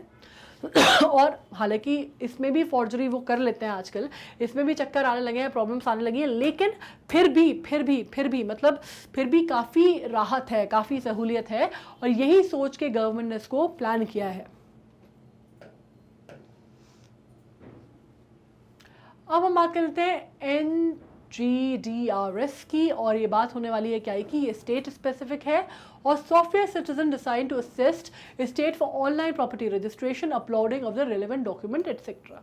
ठीक है, समझ में आ गया ना कि मतलब ये क्या है बेसिकली आपको NGDRS की जब हम बात करते हैं तो उसमें क्या होता है आपका इंट्रो, जैसे आप यहाँ पे देख पा रहे हैं, सिटीजन एम्पावरमेंट को प्रमोट करता है ये। इसके अलावा मिनिमम इंटरफेरेंस है आपका ऑफिशियल्स के साथ, मतलब जो जिसको आप बोलते हैं ना कि अंडर द टेबल डीलिंग्स जो है वो थोड़ा सा कट ऑफ कर देता है। इंट्रोऑपरेबिलिटी ऑफ द सॉफ्टवेयर है, auto calculation of the stamp duty है, मतलब जितना कैलकुलेशन है स्टैम्प ड्यूटी का ये बिल्कुल ऑटो कैलकुलेट हो जाएगा कि भैया इतनी ज़मीन है तो उसकी स्टैम्प ड्यूटी इतनी देनी पड़ेगी, या इतना एकड़ एरिया है तो उसका जो पैसा है वो आपको इतना जमा कराना है। ठीक है, टाइम सेविंग है, रजिस्ट्रेशन ऑफ प्रॉपर्टीज़ जो है थोड़ा सा आसान काम हो जाएगा। पहले जैसे मैंने कहा कि बहुत लंबा प्रोसेस होता था, बड़ा टैक्सिंग प्रोसेस होता था, हर लेवल पे बड़े डॉक्यूमेंटेशन के काम होते थे, फिर डॉक्यूमेंटेशन काम होते थे तो उतने ही लोगों से आपको डील करना पड़ता था, ब्रोकर से डील करना पड़ता था, ऑफिशियल से डील करना पड़ता था, मतलब जितने लोग उतना पैसा आपका जाता था। तो वो जो नेटवर्किंग है वो थोड़ी सी आसान हो गई है। फ्रॉडुलेंट तो मैंने कहा है कि जैसे ट्रांजैक्शन या डिस्प्यूट था उसको कंट्रोल करने के लिए काम आता है। इसके अलावा स्टेट स्पेसिफिक है, हर स्टेट का अपना अलग अलग होता है, ये तय है। और इसमें किया जाता है कैसे, ऑनलाइन प्रॉपर्टी जो है सब कुछ आपको ऑनलाइन हो गया, मतलब काइंड ऑफ डिजिटलाइज हो गया है, आप एक तरह से समझ सकते हो। ठीक है, इसमें रेलिवेंट डॉक्यूमेंट जो है आपको अपलोड करने हैं और ये थोड़ा सा स्मार्ट वर्किंग हो गई है। अब आ जाते हैं अपन बाल भवन पे। बाल भवन मतलब बाल भवन जैसे कि आप नाम ही समझ पा रहे होंगे कि बच्चों से रिलेटेड है। ठीक है, और एजुकेशन पॉलिसी है 2020 की जो रिकमेंड करती है, आपको मालूम है ना कि एजुकेशन पॉलिसी 2020 की बहुत इंपॉर्टेंट मानी जाती है, नेशनल एजुकेशन पॉलिसी, क्योंकि बहुत मेजर चेंजेस जो थे हमारी ऑन गोइंग एजुकेशन सिस्टम में वो 2020 में आए थे। ठीक है, ये अपन इसके ऊपर बाकायदा पूरा एक प्रॉपर शॉर्टी नोट सीरीज करेंगे because is a very very important topic. ठीक है, अब इसमें बात करते हैं, फिलहाल हम ये समझ लेते हैं कि इसमें क्या किया गया है। इसमें बाल भवन की बात की गई थी, उसमें 2020 में जो एजुकेशन पॉलिसी आई उसमें कहा गया कि भैया अलग अलग क्षेत्रों में अलग अलग जगहों पे बाल भवन बनने चाहिए, उनका निर्माण किया जाना चाहिए। अब बाल भवन क्या है, जो बाल भवन का जो नेशनल प्रोजेक्ट है वो क्या है, बेसिकली ऑटोनॉमस बॉडी है जो कि आती है मिनिस्ट्री ऑफ एजुकेशन के अंदर, जिसमें बात की जा रही है क्रिएटिव पोटेंशियल बढ़ाने की बच्चों की। ठीक है, क्योंकि जो यूथ हैं, बच्चे हैं, जैसे आप हैं, राइट, तो आपको बड़ी सिंपल सी बात है कि आज आप बच्चे हैं, कल को जाके आप इस देश का नेतृत्व संभालेंगे, भविष्य संभालेंगे, है ना। मतलब क्लीशे सी बात नहीं, ये सच्चाई है, मतलब जाहिर सी बात है ना कि एक जो परत है, एक जो जनरेशन है वो जाती है, दूसरी जनरेशन आती है। तो आपकी जनरेशन जो है वो अभी आप बढ़ने का काम कर रहे हैं, अभी आप पौधे हैं, राइट। फिर आप एक टाइम पे जब बड़े वृक्ष बनेंगे तो फिर आप छायादार वृक्ष बनेंगे, फिर आप क्या करेंगे, आप छाए भी देंगे, आप फल भी देंगे, आप सब कुछ देंगे। मीन्स क्या कि आपकी जो इकोनॉमी है उसको आप बूस्ट करेंगे, आप आगे ले जाएंगे। ठीक है, तो अब बात यहाँ पे हो रही है कि भैया ये आगे की जो जनरेशन है यूथ को जो टारगेट कर रहे हैं वो तो ठीक है, लेकिन बच्चों से टारगेट करना शुरू करते हैं क्योंकि बच्चे ही आगे जाके इस कमान संभालने वाले हैं। तो ये जो है मिनिस्ट्री ऑफ एजुकेशन के ऊपर है और इसमें बात की गई कि क्रिएटिव पोटेंशियल जो है बच्चों का आपको बढ़ाना है और इसके लिए आपको उनको वेरियस एक्टिविटीज़ अपॉर्चुनिटीज़ जो प्रोवाइड कराई जाएंगी और कॉमन प्लेटफॉर्म दिया जाएगा जिसमें वो इंटरेक्ट कर सकते हों, जिसमें वो बात कर सकते हों, जिसमें वो एक्सपेरिमेंट कर सकते हों, जिसमें वो क्रिएट कर सकते हों, जिसमें वो कुछ बना सकते हों, जिसमें उनका जो कहते हैं ना आउट ऑफ द बॉक्स, तो basically out of the box जाके वो सोच सकते हों। आपको इस तरह का प्लेटफॉर्म बच्चों को देना जरूरी है। ये सरकार के समझ में आ गया कि भैया वो क्लेरिकल जो पढ़ाई हो रही थी ना आज तक कि कितने नंबर आ रहे हैं, कितने मार्क्स आ रहे हैं, वो तो ठीक है, आप उसको तो अपनी जगह पे है, जो ग्रेडिंग और मार्कशीट है वो अपनी जगह पे है, लेकिन एक बच्चा है तो उसकी क्या पोटेंशियल्स हैं, वो क्या क्या कर सकता है, उसके क्रिएटिव जीनियस को बाहर निकालना बहुत ज़रूरी है। उसको जिस फील्ड में इंटरेस्ट है उस फील्ड को एक्सप्लोर करना बहुत ज़रूरी है, क्योंकि तभी वो अपना 100% आगे जाके देगा। और जब तक वो अपना 100% नहीं देगा, अगर वो अनमने मन से कुछ करेगा तो ऑब्वियसली यार उसका प्रोडक्शन जो है आगे जाके वो कम होगा, प्रोडक्शन उसका कम होगा, वो अपना 100% नहीं देगा, वो काम में एक्सेल नहीं करेगा, वो ऑब्वियसली आगे जाके कमाएगा नहीं, इकोनॉमी को बूस्ट नहीं करेगा, तो धीरे धीरे आप कहेंगे कि अगर एक से जिसको बोलते हैं ना बूंद बूंद से घड़ा भरता है, अगर ऐसे ही हाल चलता रहा, सारी मीडियोक्रिटी पे आ गए और सभी सब मीडियोकर हो गए, तो फिर आपके जो कंट्री की जो ग्रोथ है वो हैम्पर होगी और आप पीछे चले जाएंगे। ठीक है, तो ये बहुत इंपॉर्टेंट है। बढ़िया बात है कि देर आए दुरुस्त आए, बहुत टाइम बाद सरकार ने ये जो 2020 में जो पॉलिसी आई है बहुत पहले आ जानी चाहिए थी, लेकिन चलिए फिर भी जैसे मैंने कहा कि बहुत इंपॉर्टेंट है, इसके ऊपर अपन पूरा डिस्कशन करने वाले हैं और बाल भवन जो है, नेशनल बाल भवन, इस पर फोकस करते हैं। अब 1956 की अगर हम बात करते हैं तो children across gender, class, caste divides to nurture their curiosity and imagination. अब बात हो रही है कि भैया ये बाल भवन जो है ये नए नहीं है, ठीक है, एजुकेशन पॉलिसी में जो चेंज आया है वो नया है, लेकिन ये हमेशा से इस्टेब्लिश किए गए थे with the thought, with the view कि भाई लोगों को या बच्चों को, जिसको आप कहते हैं ना, ये बात हो रही है जवाहरलाल नेहरू के टाइम की। नेहरू जी, चाचा नेहरू उनको बोलते थे, मतलब चिल्ड्रंस डे जो सेलिब्रेशन होता है वही नेहरू के नाम पे होता है, चाचा नेहरू के नाम पे होता है। क्यों होता है? क्योंकि उनको बच्चों से बहुत लगाव था और बच्चों के लिए बहुत कुछ सोचते थे। मतलब अगर आपने अगर आप ने पढ़ा होगा ना कभी, अगर नेहरू जी को, अगर आप डिस्कवरी ऑफ इंडिया अगर आपने नहीं भी पढ़ी, अगर आपको लगता है वो बहुत मुश्किल है या बहुत बड़ों की किताब है तो आपने नहीं भी पढ़ी, तो उनकी एक किताब है जिसमें उन्होंने लिखा है अ लेटर्स टू माय डॉटर। ये मैं पर्सनली आपको रिकमेंड इसलिए करूंगी कि आप इसको पढ़िए, क्योंकि उन्होंने अपनी बेटी को, जो उनकी बेटी उस टाइम पे 8-9 साल की थी, मिसेस इंदिरा गांधी, उनको बड़ी सरल भाषा में, जितना आप बच्चों को आप समझा सकते हैं अपने भारत के बारे में, अपनी इतिहास के बारे में, अपने ट्रेडिशंस के बारे में, जनरल एक ज्योग्राफी आप कैसे समझा सकते हैं, वो उन लेटर्स में इतनी क्लियरली और इतनी सुंदर शब्दों में डिपिक्ट किया गया है कि अगर आप वो पढ़ेंगे ना तो आपको वाकई ऐसा लगेगा कि what an insight, what an enlightenment, what a man, what a thinking, कितना सही चीज़ें बड़ी सिंपल भाषा में आपको समझ में आएंगी। तो I am not saying whether you are pro Nehru और एंटी नेहरू और डजंट मैटर, आप उस किताब को पढ़िए ज़रूर, ठीक है। तो उसकी बात हो रही है। तो उस टाइम पे 1956 में वो ही प्रधानमंत्री थे, उस समय इसको आप कह सकते हैं कि इसकी स्थापना की गई थी। ये कंसेप्ट जो है इसको कंसेप्चुलाइज किया गया था कि किस तरह से बच्चों को across the divide of anything, मतलब किसी भी चीज़ के परे रख के किस तरह से बच्चों पे फोकस किया जा सकता है ठीक है। और उसमें बात की जा सकती है work as a nodal agency for all affiliated Bal Bhavan's.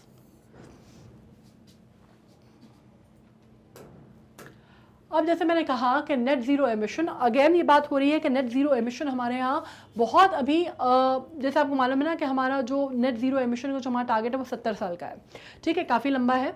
लेकिन जैसे मैं बोलती हूँ बार बार कि पेरिस अकॉर्ड आया था या क्लाइमेट अकॉर्ड आया था, या जब हम बोलते हैं इंटरनेशनल पैनल या गवर्नमेंटल रिपोर्ट आई थी जिस पर हमने बात की थी, तो इस सब चीज़ों में इंडिया जो है अभी बहुत ज़्यादा फोकस कर रहा है कि हमें किसी तरह से एनर्जी सेव डाउन करनी है और कार्बन एमिशन को अपने रोकना है या कार्बन एमिशन अपना कम करना है, कार्बन फुटप्रिंट हमें किसी भी तरह से अपने रेगुलेट करने हैं या कम करने हैं, नियंत्रित करने हैं, ठीक है, जिससे हमें ओवरऑल ग्लोबल वार्मिंग जो है कम करनी है, ओवरऑल जो तापमान है, टेम्परेचर जो है वो हमें नीचे लाना है।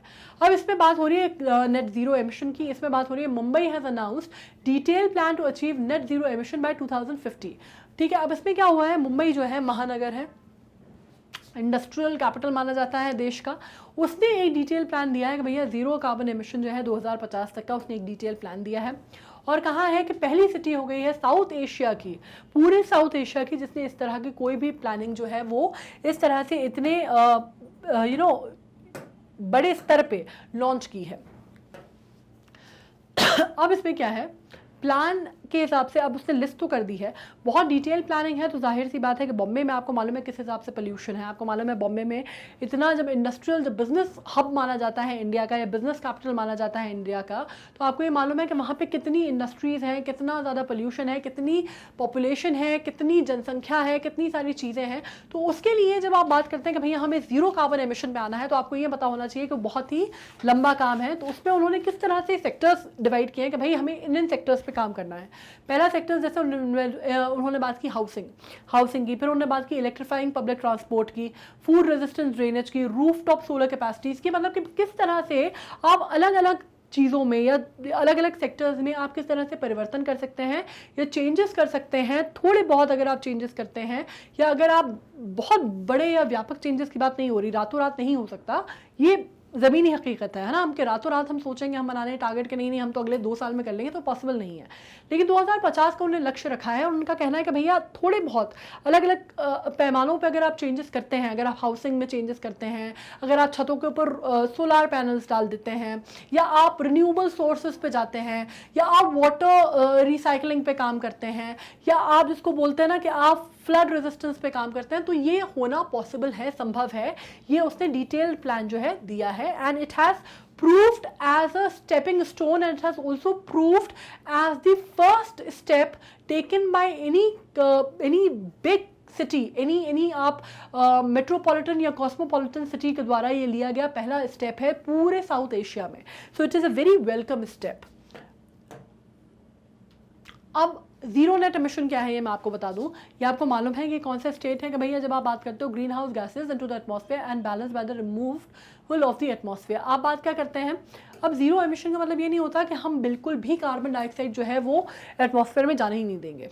इट इज़ अबाउट कि आप उसको किस तरह से बैलेंस करते हैं, आप ग्रीन हाउस इफेक्ट का जो इफेक्ट है उसको आप किस तरह से नीचे लाते हैं, आप किस तरह से जो ग्लोबल वार्मिंग हो रही है उसको आप किस तरह कंट्रोल करते हैं, और आप उसका टेम्परेचर कितना हद तक नीचे ला पा रहे हैं। ठीक है, हम यूटोपियन थॉट पे नहीं रहेंगे कि बिल्कुल ही नहीं हो सकता, बिल्कुल ही नहीं होगा, लेकिन what we plan to do is that we have to marginalize the number the carbon emission in the atmosphere।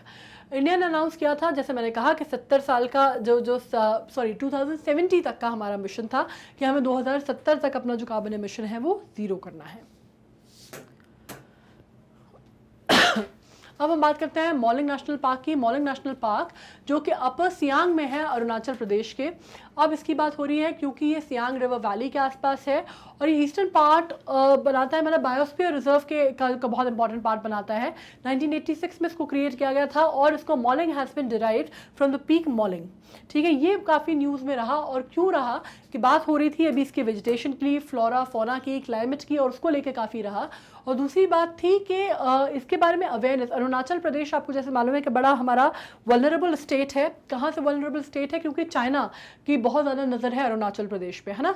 तो बहुत एक आप कह सकते हैं कि मॉनेस्ट्रीज बहुत ज़्यादा है वहाँ पे, तिब्बतन्स बहुत ज़्यादा है वहाँ पे, तो चाइना के लिए बड़ा ईजी बीजी टारगेट हो जाता है वो।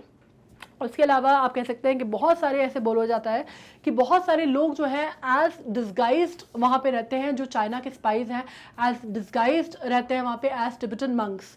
तो वो बहुत प्रॉब्लमेटिक एरिया है। तो इस वजह से ये जब हम बात कर रहे हैं तो इसकी ये न्यूज़ में आया है मॉलिंग नेशनल पार्क, और इसी में बात हो रही है अभी वेजिटेशन की, फ्लोरा की, फौना की, क्लाइमेट की। मैं आपको बता दूं कि ट्रॉपिकल वेट एवरग्रीन और सेमी एवरग्रीन फॉरेस्ट है जो कि सब ट्रॉपिकल ब्रॉड लीव्ड है, एंड टेम्परेचर जो है फॉरेस्ट का वो अपर रीचेस करता है।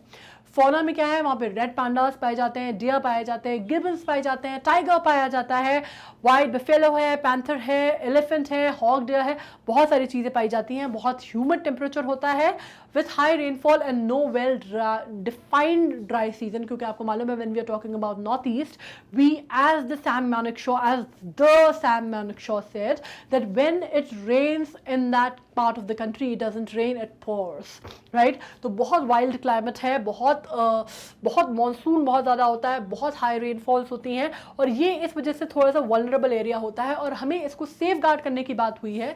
अभी बहुत सारे एक्टिविस्ट ने इस पर्टिकुलर टाइम पे इसको लेके बात उठाई है कि भाई हमें किसी तरह से इस पार्ट को सेफ गार्ड करना है, क्योंकि ना सिर्फ ये नेशनल सिक्योरिटी का मामला है बट ऑल्सो क्योंकि ये बहुत रिच और बहुत डाइवर्सिफिकेशन है बायोडाइवर्सिटी के लिहाज से।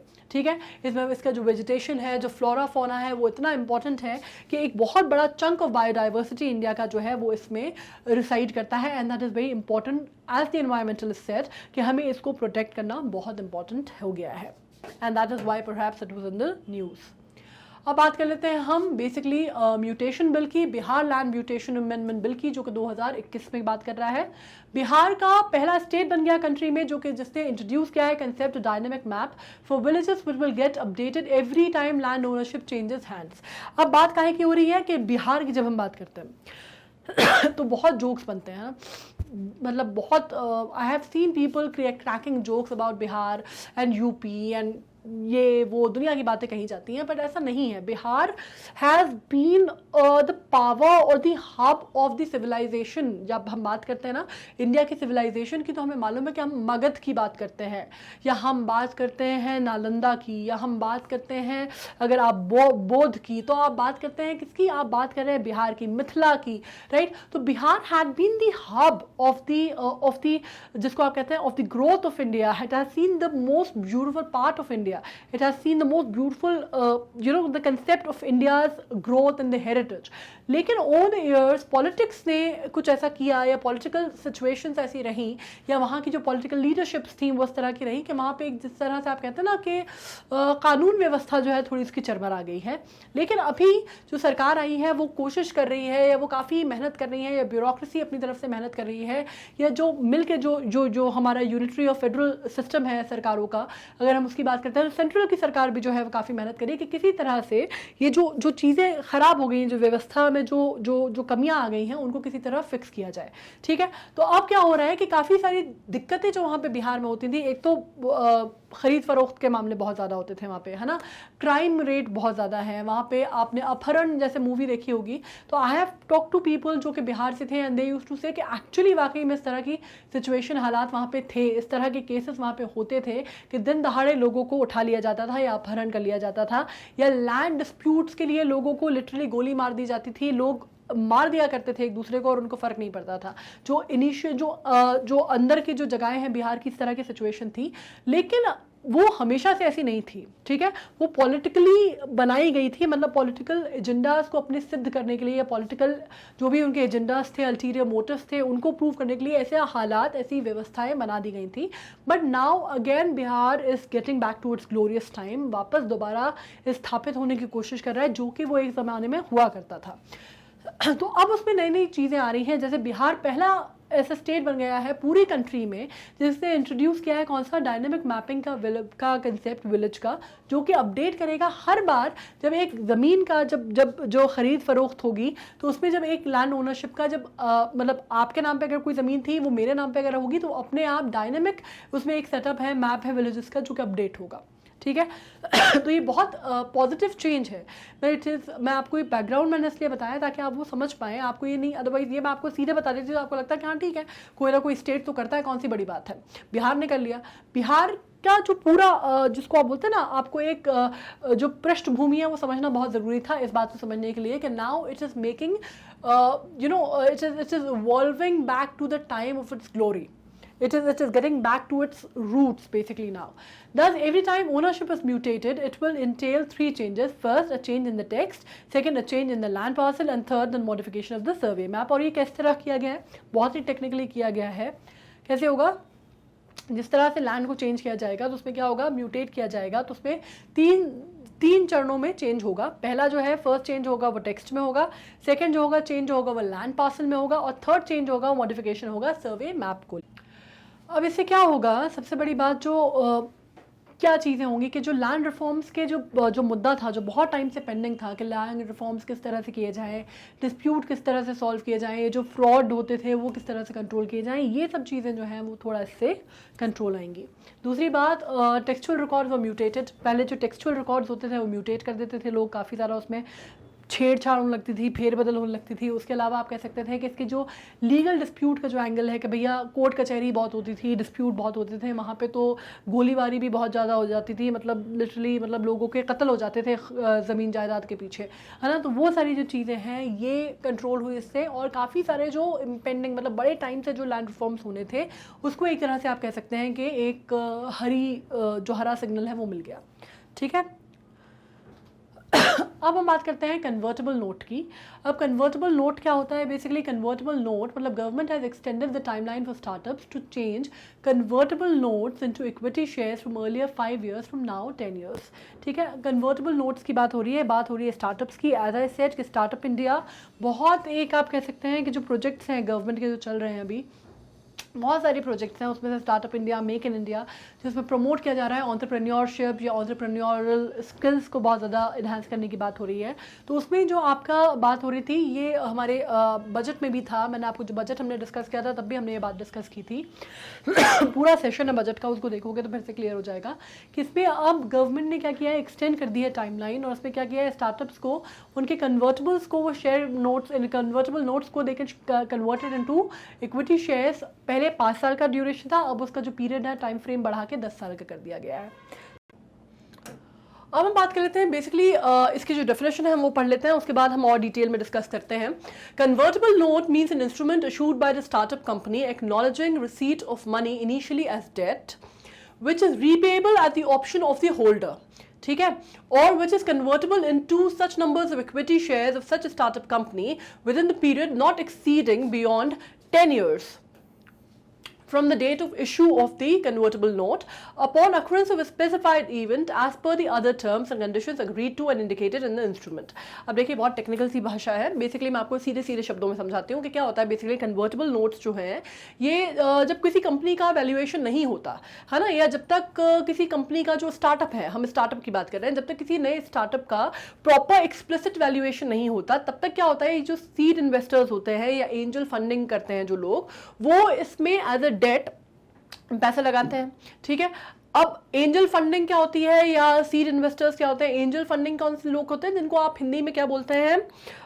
दूत निवेशक। ठीक है, हिंदी में जो टर्मिनोलॉजी है इसका दूत निवेशक है, मतलब वो लोग जो कि नए नए स्टार्टअप्स में या नए नए जो ऑर्गेनाइजेशंस हैं जो कि मतलब ऑर्गेनाइजेशंस मतलब छोटे छोटे जो कॉर्पोरेट हाउसेस बनने की, बड़े बड़े कॉर्पोरेट हाउसेस बनने की तैयारी कर रहे हैं और छोटे छोटे स्टार्टअप्स हैं और शुरुआत वहां से करते हैं, और जिसमें बहुत आपको एक्सपोनेंशियल ग्रोथ की चांसेस लगते हैं, या जिनको आपको लगता है कि भाई ये आइडिया आगे चल के बहुत बड़ा हो सकता है या बढ़ सकता है, उसमें क्या करते हैं कि ये जो एंजल फंडिंग वाले लोग हैं ये इसमें इन्वेस्ट करते हैं, निवेश करते हैं।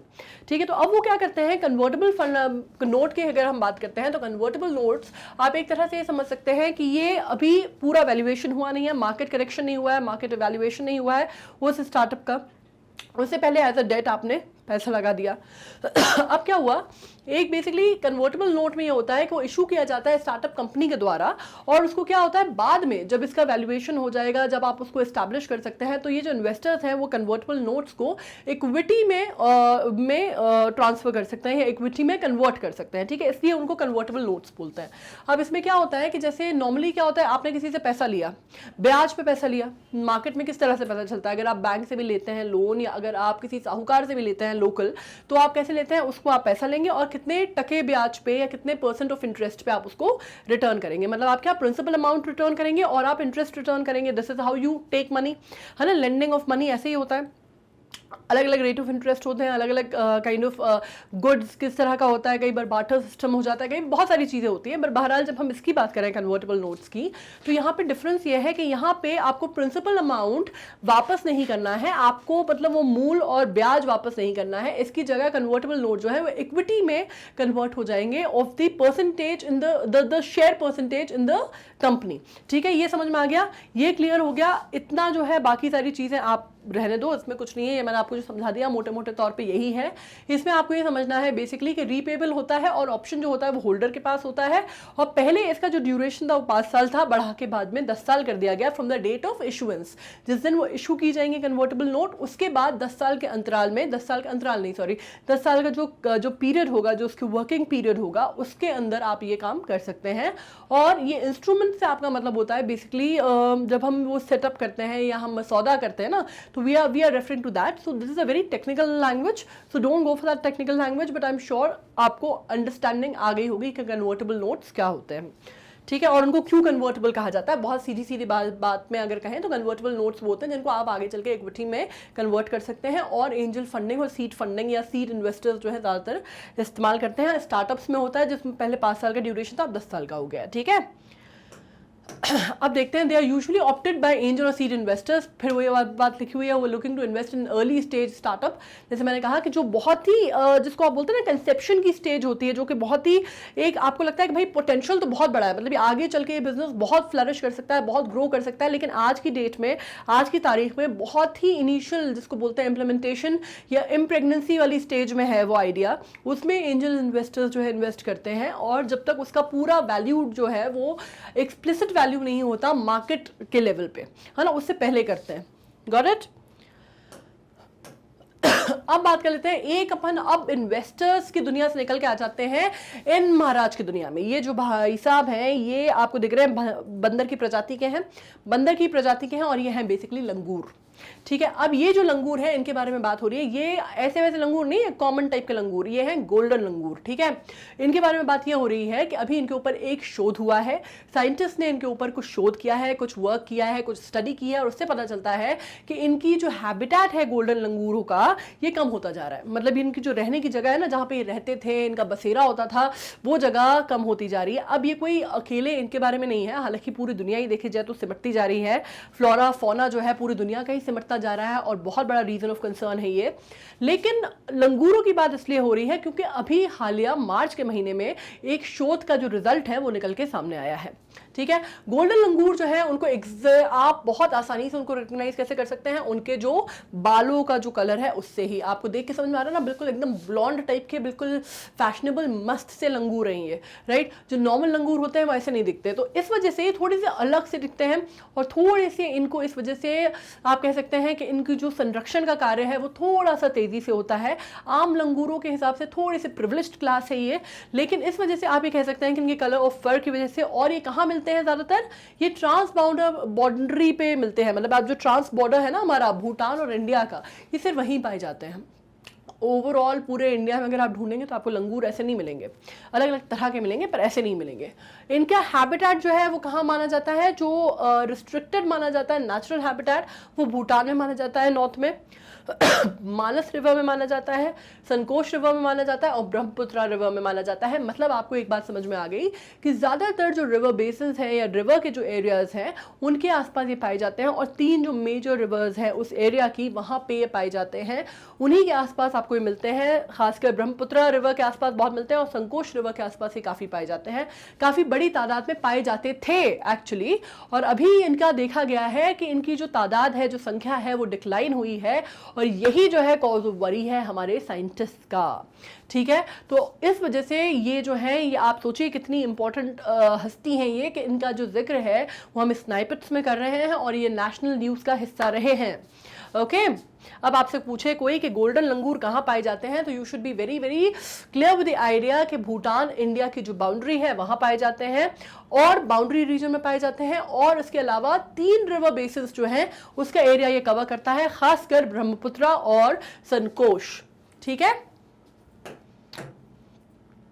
Now listed in appendix 1 of CITES are endangered. जैसे मैंने कहा इंडेंजर्ड में है क्योंकि सबसे अलग है, थोड़े जो नॉर्मल एवरेज लंगूर होते हैं उनसे बेटर लुकिंग है, थोड़े से ब्लॉन्ड टाइप के हैं, थोड़े से प्रिविलेज्ड क्लास है, इस वजह से इनको IUCN में रखा गया है। IUCN of course you know that we are talking about international, हम एक बात कर रहे हैं जो कि इंडेंजर्ड या थ्रेटेंड एनिमल्स की जो लिस्ट है उसकी बात हो रही है, और red list of threatened species के अंदर ये आते हैं, और scheduled 1 of the Indian wild life protection act के अंतर्गत इनको संरक्षण प्रोवाइड किया जाता है 1972 एंड प्रोटेक्टेड अंडर भूटान।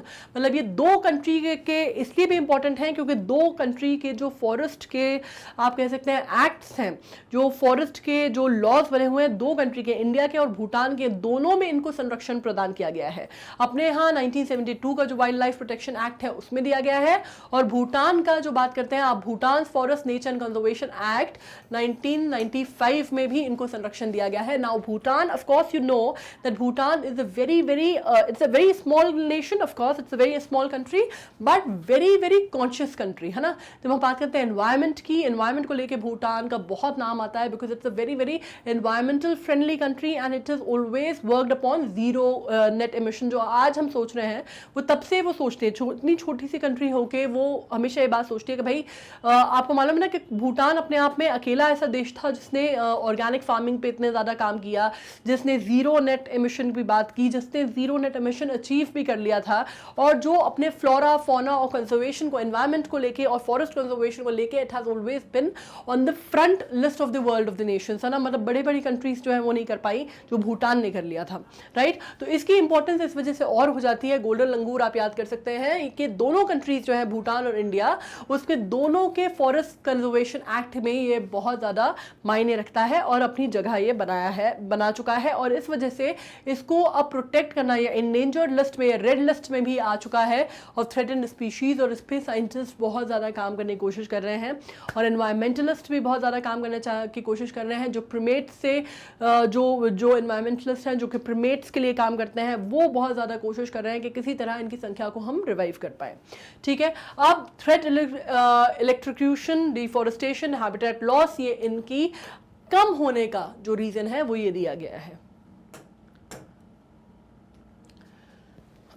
अब अपन आ गए हैं कहाँ से, अब अपन निकल गए हैं लंगूरों की दुनिया से बाहर, लेकिन अब अपन आ गए हैं स्पेशली अभी अपन एक बात करने वाले हैं बहुत ही सुंदर से नेशनल पार्क की, जो है कियोलादियो नेशनल पार्क। ठीक है, अब इसमें बात होने वाली है, अब इसमें डियर की बात होने वाली है, जो कि हिरणों की बात करते हैं हम।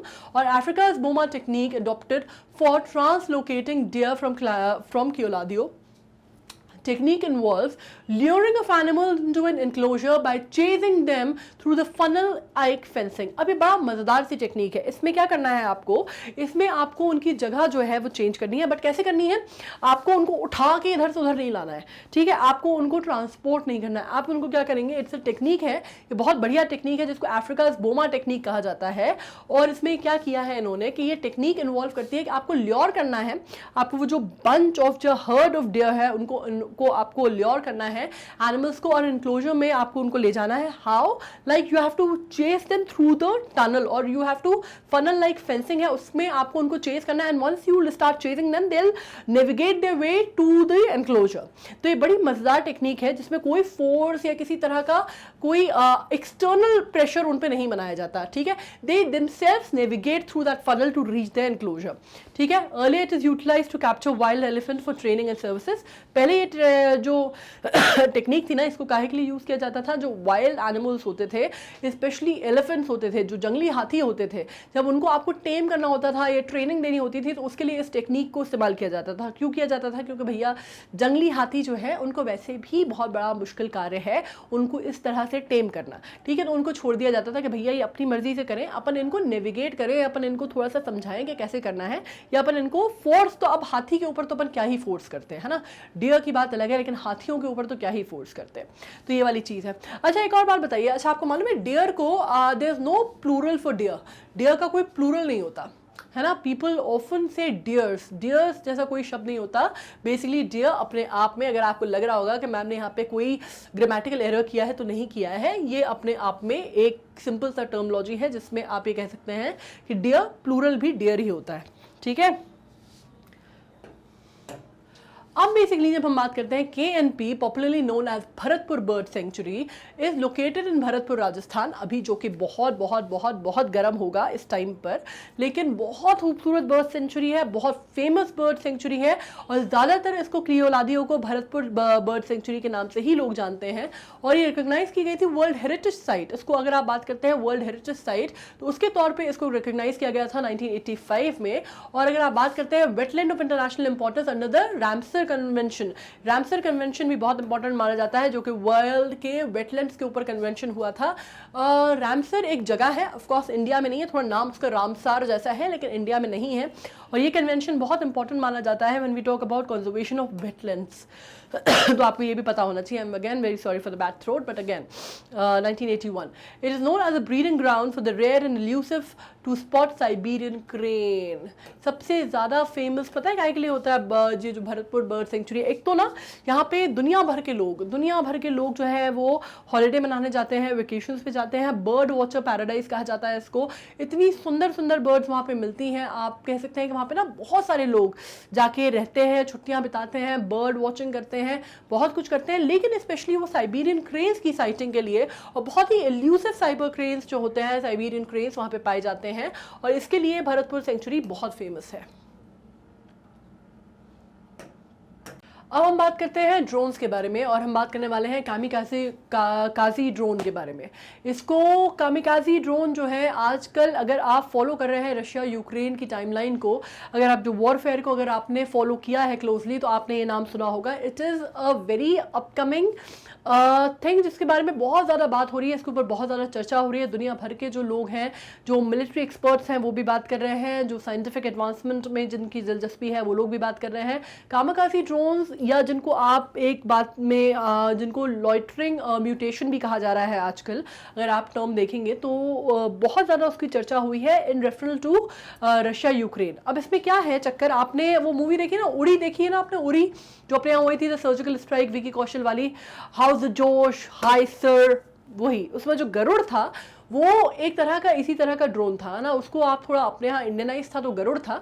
अदरवाइज ये जो ड्रोन्स हैं काफ़ी कुछ वैसे ही हैं, जिसमें आप कह सकते हैं कि बहुत कॉम्पैक्ट हैं, बहुत छोटे से ड्रोन्स हैं जिनको कोई बहुत सोफिस्टिकेटेड मैकेनिज्म नहीं चाहिए लॉन्च करने के लिए, और जिनको एनिमीज पे अभी जो खासकर रशिया और यूक्रेन में हो रहा है, पहले रशियंस ने बहुत सारे ये जो कामाकाजी ड्रोन्स हैं ये काफ़ी सारे अटैक किए यूक्रेन पर, काफ़ी सारी उनकी जो लोकेशन है, मिलिट्री मूवमेंट है, काफ़ी सारे लोगों पर नज़र रखी गई, काफ़ी लोगों की जान भी गई इस वजह से। But now Ukraine has also started to hit back, है ना, वो भी इन्हीं ड्रोन्स का इस्तेमाल करके now it has started to hit back. और इन ड्रोन्स के साथ क्या होता है, अगर आप बात करते हैं तो बहुत ही अनमैन्ड एयरक्राफ्ट, मतलब बहुत ही छोटे हैं, अनमैन्ड एयरक्राफ्ट है, मतलब आप अगर इसको पैक करके अगर आप रखें तो आपके बिल्कुल बैक पैक जो अपन लेके घूमते हैं ना आपके स्कूल बैग में, बिल्कुल स्कूल बैग में आपके फिट हो जाएंगे, इतने छोटे ड्रोन्स होते हैं।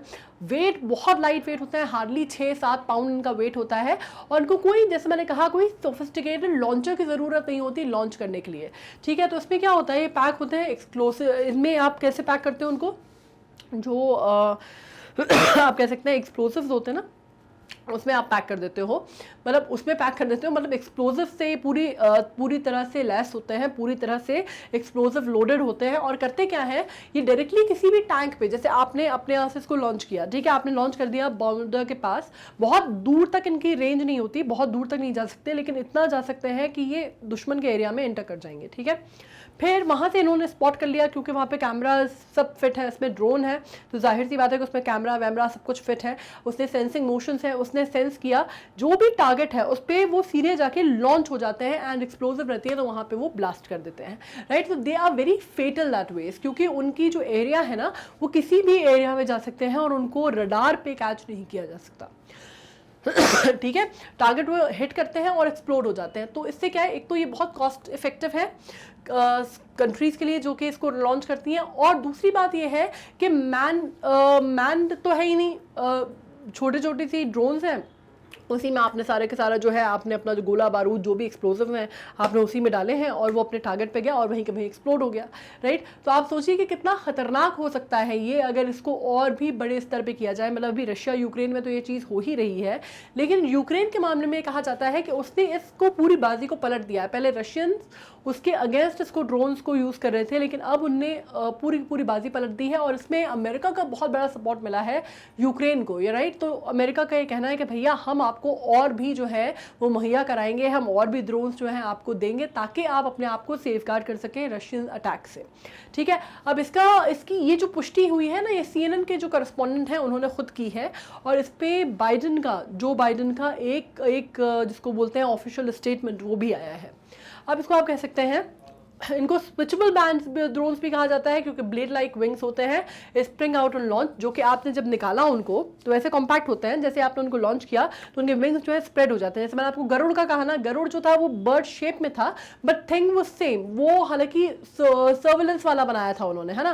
जो मूवी में दिखाया था वो दिखाया था कि वो सर्वेलेंस के लिए काम आता है, ये सिर्फ सर्वेलेंस के लिए काम नहीं आता, ये अटैकिंग के काम आता है, ठीक है। तो it is more fatal, it is not just the spying और surveillance drone, it is the attacking drone, so that is why it is more in the news. और इसमें अगर आप बात करते हैं कि एक तो पहली बात मैंने जैसे कहा कि रडार पे डिटेक्ट नहीं हो सकता, हिट कर सकता है टारगेट विदाउट ह्यूमन इंटरवेंशन। आपको सिर्फ वो जो बच्चों के ऑपरेशन होते हैं ना, वो बैटरी ऑपरेटेड आते हैं, प्लेन उड़ते हैं, बिल्कुल वैसे ही आप उसको एक छोटे से रिमोट से कहीं से भी आप ऑपरेट कर सकते हो। कोई जान माल का नुकसान नहीं है, क्योंकि ह्यूमन नहीं है, मैंड नहीं है, तो कोई भी सिर्फ एक मशीन है, जाके आपने उसको टारगेट पे किया और वो सीधे उसको टारगेट को अचीव करेगी, सीधे हिट करेगी और एक्सप्लोड कर देगी, ठीक है। फेशियल रिकग्निशन में काम करता है, आप उसका ब्लास्ट रेडियस जो है वो एडजस्ट कर सकते हैं, कॉस्ट इफेक्टिव है। प्रेजेंटली जैसे मैंने कहा यूक्रेन को यूएस ने सपोर्ट ने काफ़ी सारा सप्लाई किया है इसको against the war it is pitting against Russia, right. क्योंकि यूएस के अपने अपने इंटरेस्ट भी है उसमें, मतलब इट इज़ नॉट अबाउट कि बड़े फिलैंथ्रोपिस्ट कोई मूव है, यूएस का अपना इंटरेस्ट है। लेकिन अभी रशिया यूक्रेन वॉर में ये बहुत उभर के ड्रोन सामने आए हैं और इनके ऊपर बहुत चर्चा हुई है। अगर आपने BBC, रॉयटर्स, CNN अगर आप कुछ भी फॉलो करते हैं तो आपने ये नाम जरूर सुना होगा, नया नाम नहीं होगा। Other countries include Russia, China, Israel, Iran and Turkey all have some version of it. सारे कुछ कंट्रीज हैं जिनके पास इनके वर्जन है, हमारे पास फिलहाल नहीं है इसका वर्जन, लेकिन एग्जैक्टली सेम वर्जन यूज हो रहा है ये जरूरी नहीं है, राइट। रशिया इसको यूज करा था, रशिया ने सबसे पहले जैसे मैंने कहा कि यूक्रेन के अगेंस्ट इसको यूज किया और पता चला कि भाई साहब बाद में जो है स्टोरी पलट गई, क्योंकि यूएस का सपोर्ट जो था वो यूक्रेन को मिल गया। अब अपन मार काट लड़ाई झगड़े बैटलफील्ड से निकल के आ जाते हैं म्यूज़िक की दुनिया में। ठीक है, अपन बात करते हैं म्यूज़िक की, एक बहुत ही खूबसूरत, एक बहुत ही मधुर, एक बहुत ही सुरीले म्यूज़िकल इंस्ट्रूमेंट की हम बात करने वाले हैं, जो कि बहुत प्रिमिटिव है और जो स्पेशली मतलब जो बेसिकली हम कह सकते हैं कि खालिस हिंदुस्तानी है, इंडिजिनसली इंडियन है। क्योंकि हम ये बात पूरी पूरी पूरी जिसको बोलते हैं ना कॉन्फिडेंस के साथ कह सकते हैं, क्योंकि अब उस इंस्ट्रूमेंट को मिल गया है GI tag, geographical indication tag मिल गया है, जिसके कारण हम ये पूरा का पूरा अभी ये बात कर रहे हैं कि स्नाइपर्स में आया है। तो इसकी बात ही इस वजह से हुई है क्योंकि अब जाके फाइनली 13वीं शताब्दी से ये म्यूजिकल इंस्ट्रूमेंट इस्तेमाल में था, लेकिन अभी जाके इसको जोग्राफिकल इंडिकेशन मार्किंग मिली है या टैग मिला है। ठीक है, अब जीआई टैग क्या होता है ये हम डिस्कस कर लेते हैं, पहले बात कर लेते हैं लेकिन उस इंस्ट्रूमेंट की जिसके बारे में हम बात करने वाले हैं, and the name is Narasinganpettai nagaswaram. Right, अब ये जो नागास्वरम है इसको बहुत सारे अलग अलग नामों से भी जाना जाता है। इसको कई लोग नादस्वरम कहते हैं, कई लोग नाथस्वरम कहते हैं, पर है ये बहुत ही सुरीला सा म्यूजिकल इंस्ट्रूमेंट जो कि है विंड इंस्ट्रूमेंट।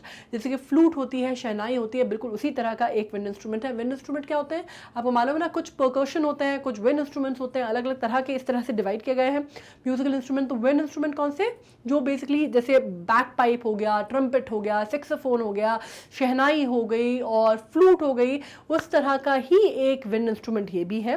13वीं शताब्दी से इस्तेमाल किया जाता है, बहुत ज़्यादा लोग इसको बजाते हैं। वहाँ की जो लोकल शादियाँ होती हैं, टेम्पल्स होती हैं, वहाँ पे इनको बजाया जाता है। जो शुभ घड़ी होती है, मंगल घड़ी होती है, मंगल कार्यों के समय पे इसको बजाया जाता है। और ये कहाँ स्पेसिफिक मतलब चारों जो स्टेट्स थे हमारे यहाँ के पहले, आंध्र, तमिलनाडु, केरला, कर्नाटक, सब जगह था। लेकिन बेसिकली अगर आप बात करते हैं ओरिजिन की तो नाम जो है वो नारसिंगपिट्टाई एक जगह है, छोटी सी जगह है तंजौर में, है ना। तो ये तंजौर में और इसके अलावा तमिलनाडु में अगर आप बात करते हैं तो एक कुमकोनम करके एक जगह है तमिलनाडु में, जहाँ पे ये स्पेशली बनता है, वहीं पे पाया जाता है मतलब बनाया जाता है वहीं पे।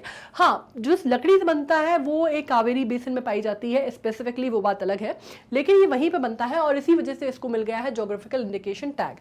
अब जोग्राफिकल इंडिकेशन टैग क्या होता है इसको हम एक बार रिवाइज कर लेते हैं। हालांकि हमने डिस्कशन किया हुआ है, आपने सुना होगा कि हमने बिहार के बारे में डिस्कशन किया था, हमने कुछ लीचीज़ के बारे में एक बार डिस्कशन किया था करंट अफेयर्स में कि लीची हैं उनको जीआई टैग मिला है। एक आम की क्वालिटी में हमने डिस्कशन किया था कि वो उसको जीआई इंडिकेशन टैग मिला है। तो उससे क्या होता है, टैग मिला है, उसका मतलब क्या होता है कि भाई एक चीज़ जो मूलतः इसी प्रांत में पाई जाती है। जोग्राफिकल इंडिकेशन मतलब जोग्राफिकली वो सिर्फ उसी जगह पाई जाएगी, ये इंडिकेट करता है। मतलब इसकी जो ओरिजिन है, ओरिजिन ऑफ प्लेस को जो इंडिकेट करता है जोग्राफिकल लोकेशन को, और ये कहा जाता है कि भैया ओरिजिनली तो यहीं से आई है, मतलब उसकी जो प्लेस है वो यही है, वो जोग्राफिकल टैग होता है। और जीआई टैग जो है वो बहुत ही प्रेस्टिजियस माना जाता है, बहुत इंपॉर्टेंट माना जाता है, बड़ा प्रेस्टिजियस माना जाता है। जीआई टैग अगर किसी चीज़ को मिला हुआ है तो एक तरह से बड़ा क्रेडिबल माना जाता है इंटरनेशनली। ठीक है, और जैसे मैंने कहा हाईली कॉम्प्लेक्स म्यूजिकल इंस्ट्रूमेंट है dating back to the 13th century. और इसमें एक और चीज़ हमने जो डिस्कशन की कि ये जो है ये अच्छा मरम करके एक पेड़ होता है, वहाँ पे उसकी जो लकड़ी है उसी से बनता है, क्योंकि काफ़ी स्टर्डी सी लकड़ी होती है। इसको आप बोलचाल की भाषा में अगर बात करेंगे तो अंजन का पेड़ कहते हैं इसको, है ना, अंजन की लकड़ी से बनता है। और वो वाटर रेजिस्टेंट लकड़ी होती है, पानी का उसके ऊपर बहुत ज़्यादा प्रभाव नहीं होता, स्टर्डी होती है, मजबूत होती है। और इसको आप बात कर सकते हैं। और ये कहाँ से मिलती है, जैसे मैंने कहा कि एक स्पेसिफिक एरिया है कावेरी रिवर बेसिन का, सिर्फ वहीं से मिलती है ये लकड़ी, और वहीं पे मतलब वो पेड़ वहीं पाए जाते हैं, तो वहीं से वो लकड़ी मिलती है और उसी से ये इंस्ट्रूमेंट बनता है। ठीक है, अब इसको आप कह सकते हैं कि आर्टिसंस फिर क्या करते हैं, ड्रिलिंग मशीन्स वगैरह का इस्तेमाल करते हैं और फिर इसको फंक्शंस में, वेडिंग्स में, म्यूजिक में, म्यूजिकल नाइट्स में मतलब बहुत ही एक तरह से आप कह सकते हैं पायस या ऑस्पिशियस जगहों पे माना जाता है, यूज़ किया जाता है, टेम्पल फेस्टिवल्स में बजाया जाता है। आजकल तो आर्टिसंस ड्रिलिंग मशीन का इस्तेमाल करने लगे, पहले के जो आर्टिसंस थे वो हाथ से बनाते थे, मतलब it was completely handmade.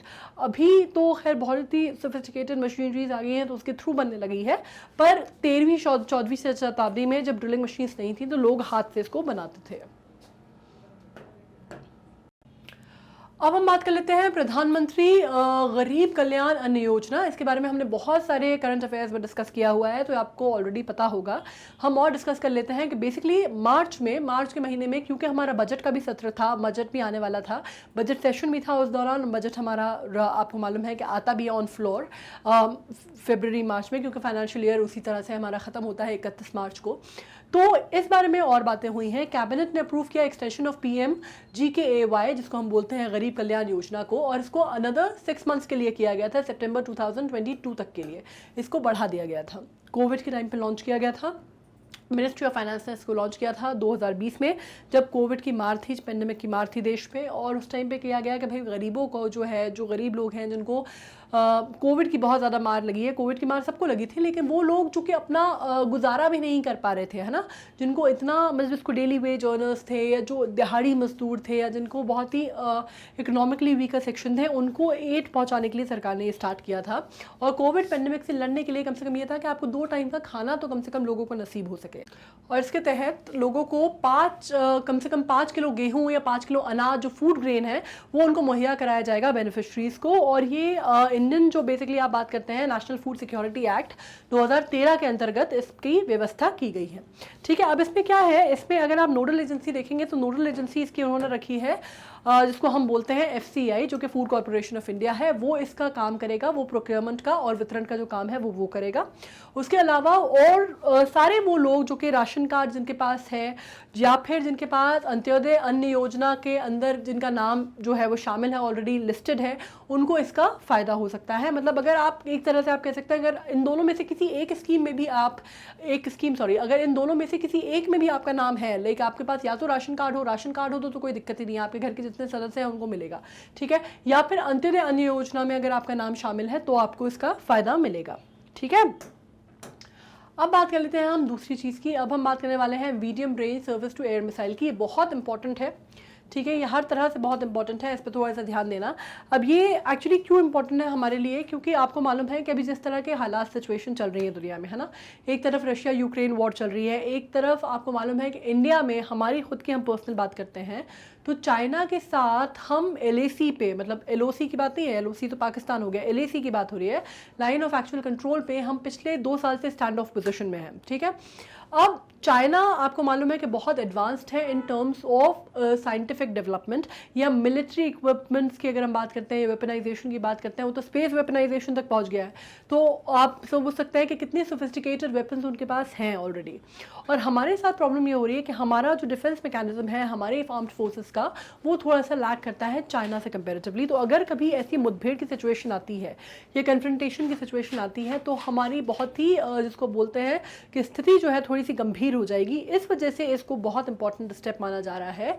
Medium range surface to air missile जो है वो DRDO ने, इंडिया में जो DRDO हमारी संस्था है आपको मालूम है, उन्होंने और इजराइल की एक संस्था है, उन्होंने मिलकर इसको साथ में बनाया है और इसको लॉन्च किया गया है। इसको इंडियन आर्मी को, इंडियन डिफेंस को DRDO ने समर्पित किया है, दिया है, और इसके बाद इसकी पहली बार टेस्टिंग हुई है। इस वजह से ये न्यूज़ का हिस्सा है कि 27 मार्च को off the coast of Orissa इसकी टेस्टिंग की गई है पहली बार। Army version of the MR SAM at Chandipur Orissa में की गई है। और इसका बहुत इंपॉर्टेंट, जैसे मैंने कहा कि हमारे डिफेंस के लिए डिफेंस के हाथ बहुत मजबूत हो जाएंगे।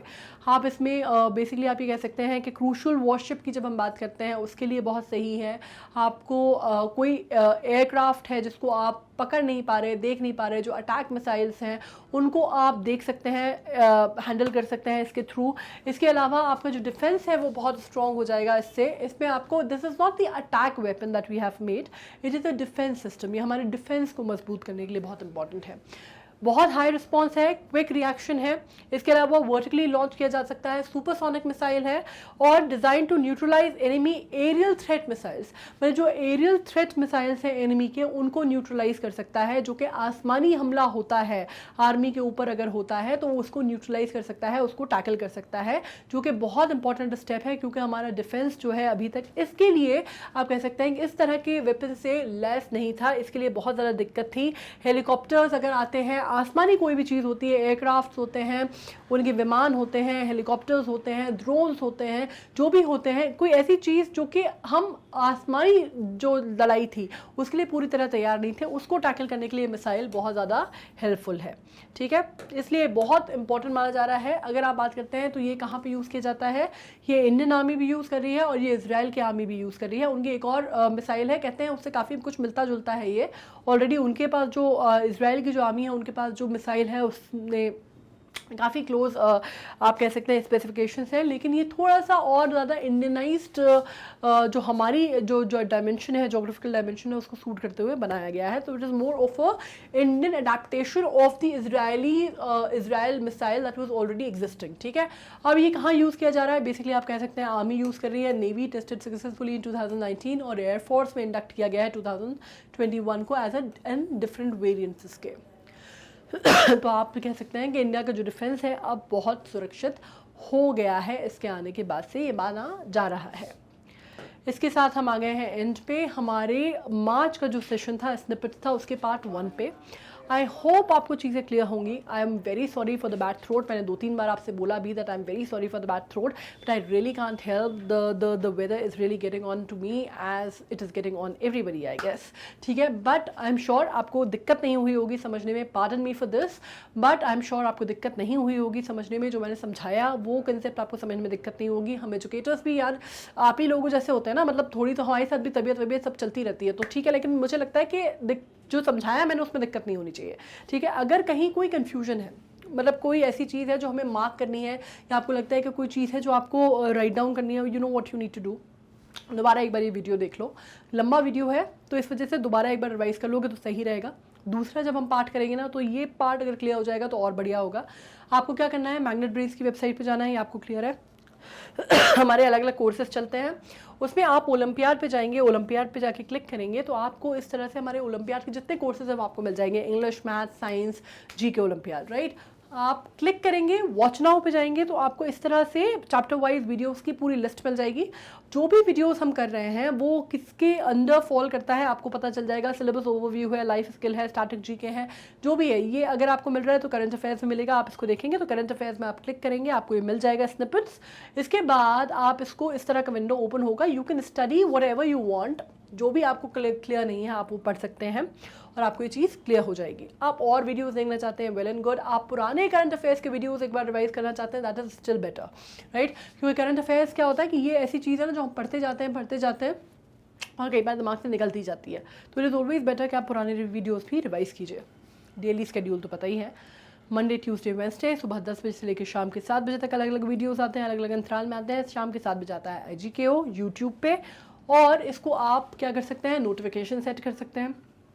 आपको सारे जितने नोटिफिकेशंस हैं वो आपको हमारे पेजेस पे मिल जाएंगे, FB पेज पे, इंस्टा हैंडल पे, सब जगह आपको हमारे नोटिफिकेशंस, अपडेशंस मिल जाएंगे। All you need to do is you need to like, share and subscribe, so that और भी जो स्टूडेंट्स हैं जिनको यू नो पढ़ाई कर रहे हैं, तैयारी कर रहे हैं और उनको लगता है दैट यू नो घर बैठ के करना, कंफर्ट में करना is much better idea than going out and hustling out, तो you can always share their ideas with them, right. Now all you need to do is, again जो मैं दूसरी बात बोल रही हूँ वो ये है कि आपको जो पढ़ाई करनी है आपको ये पूरा अच्छे से रिवाइज करना है ताकि हम जो नेक्स्ट करें तो आप पूरा क्लियर रहे, ठीक है। So with on this note, thank you so much, thank you for bearing with me with the bad throat, and thank you so much for staying there and listening to the video. Thank you, stay healthy, stay safe, stay good, and we'll meet in the next session. Thank you very much.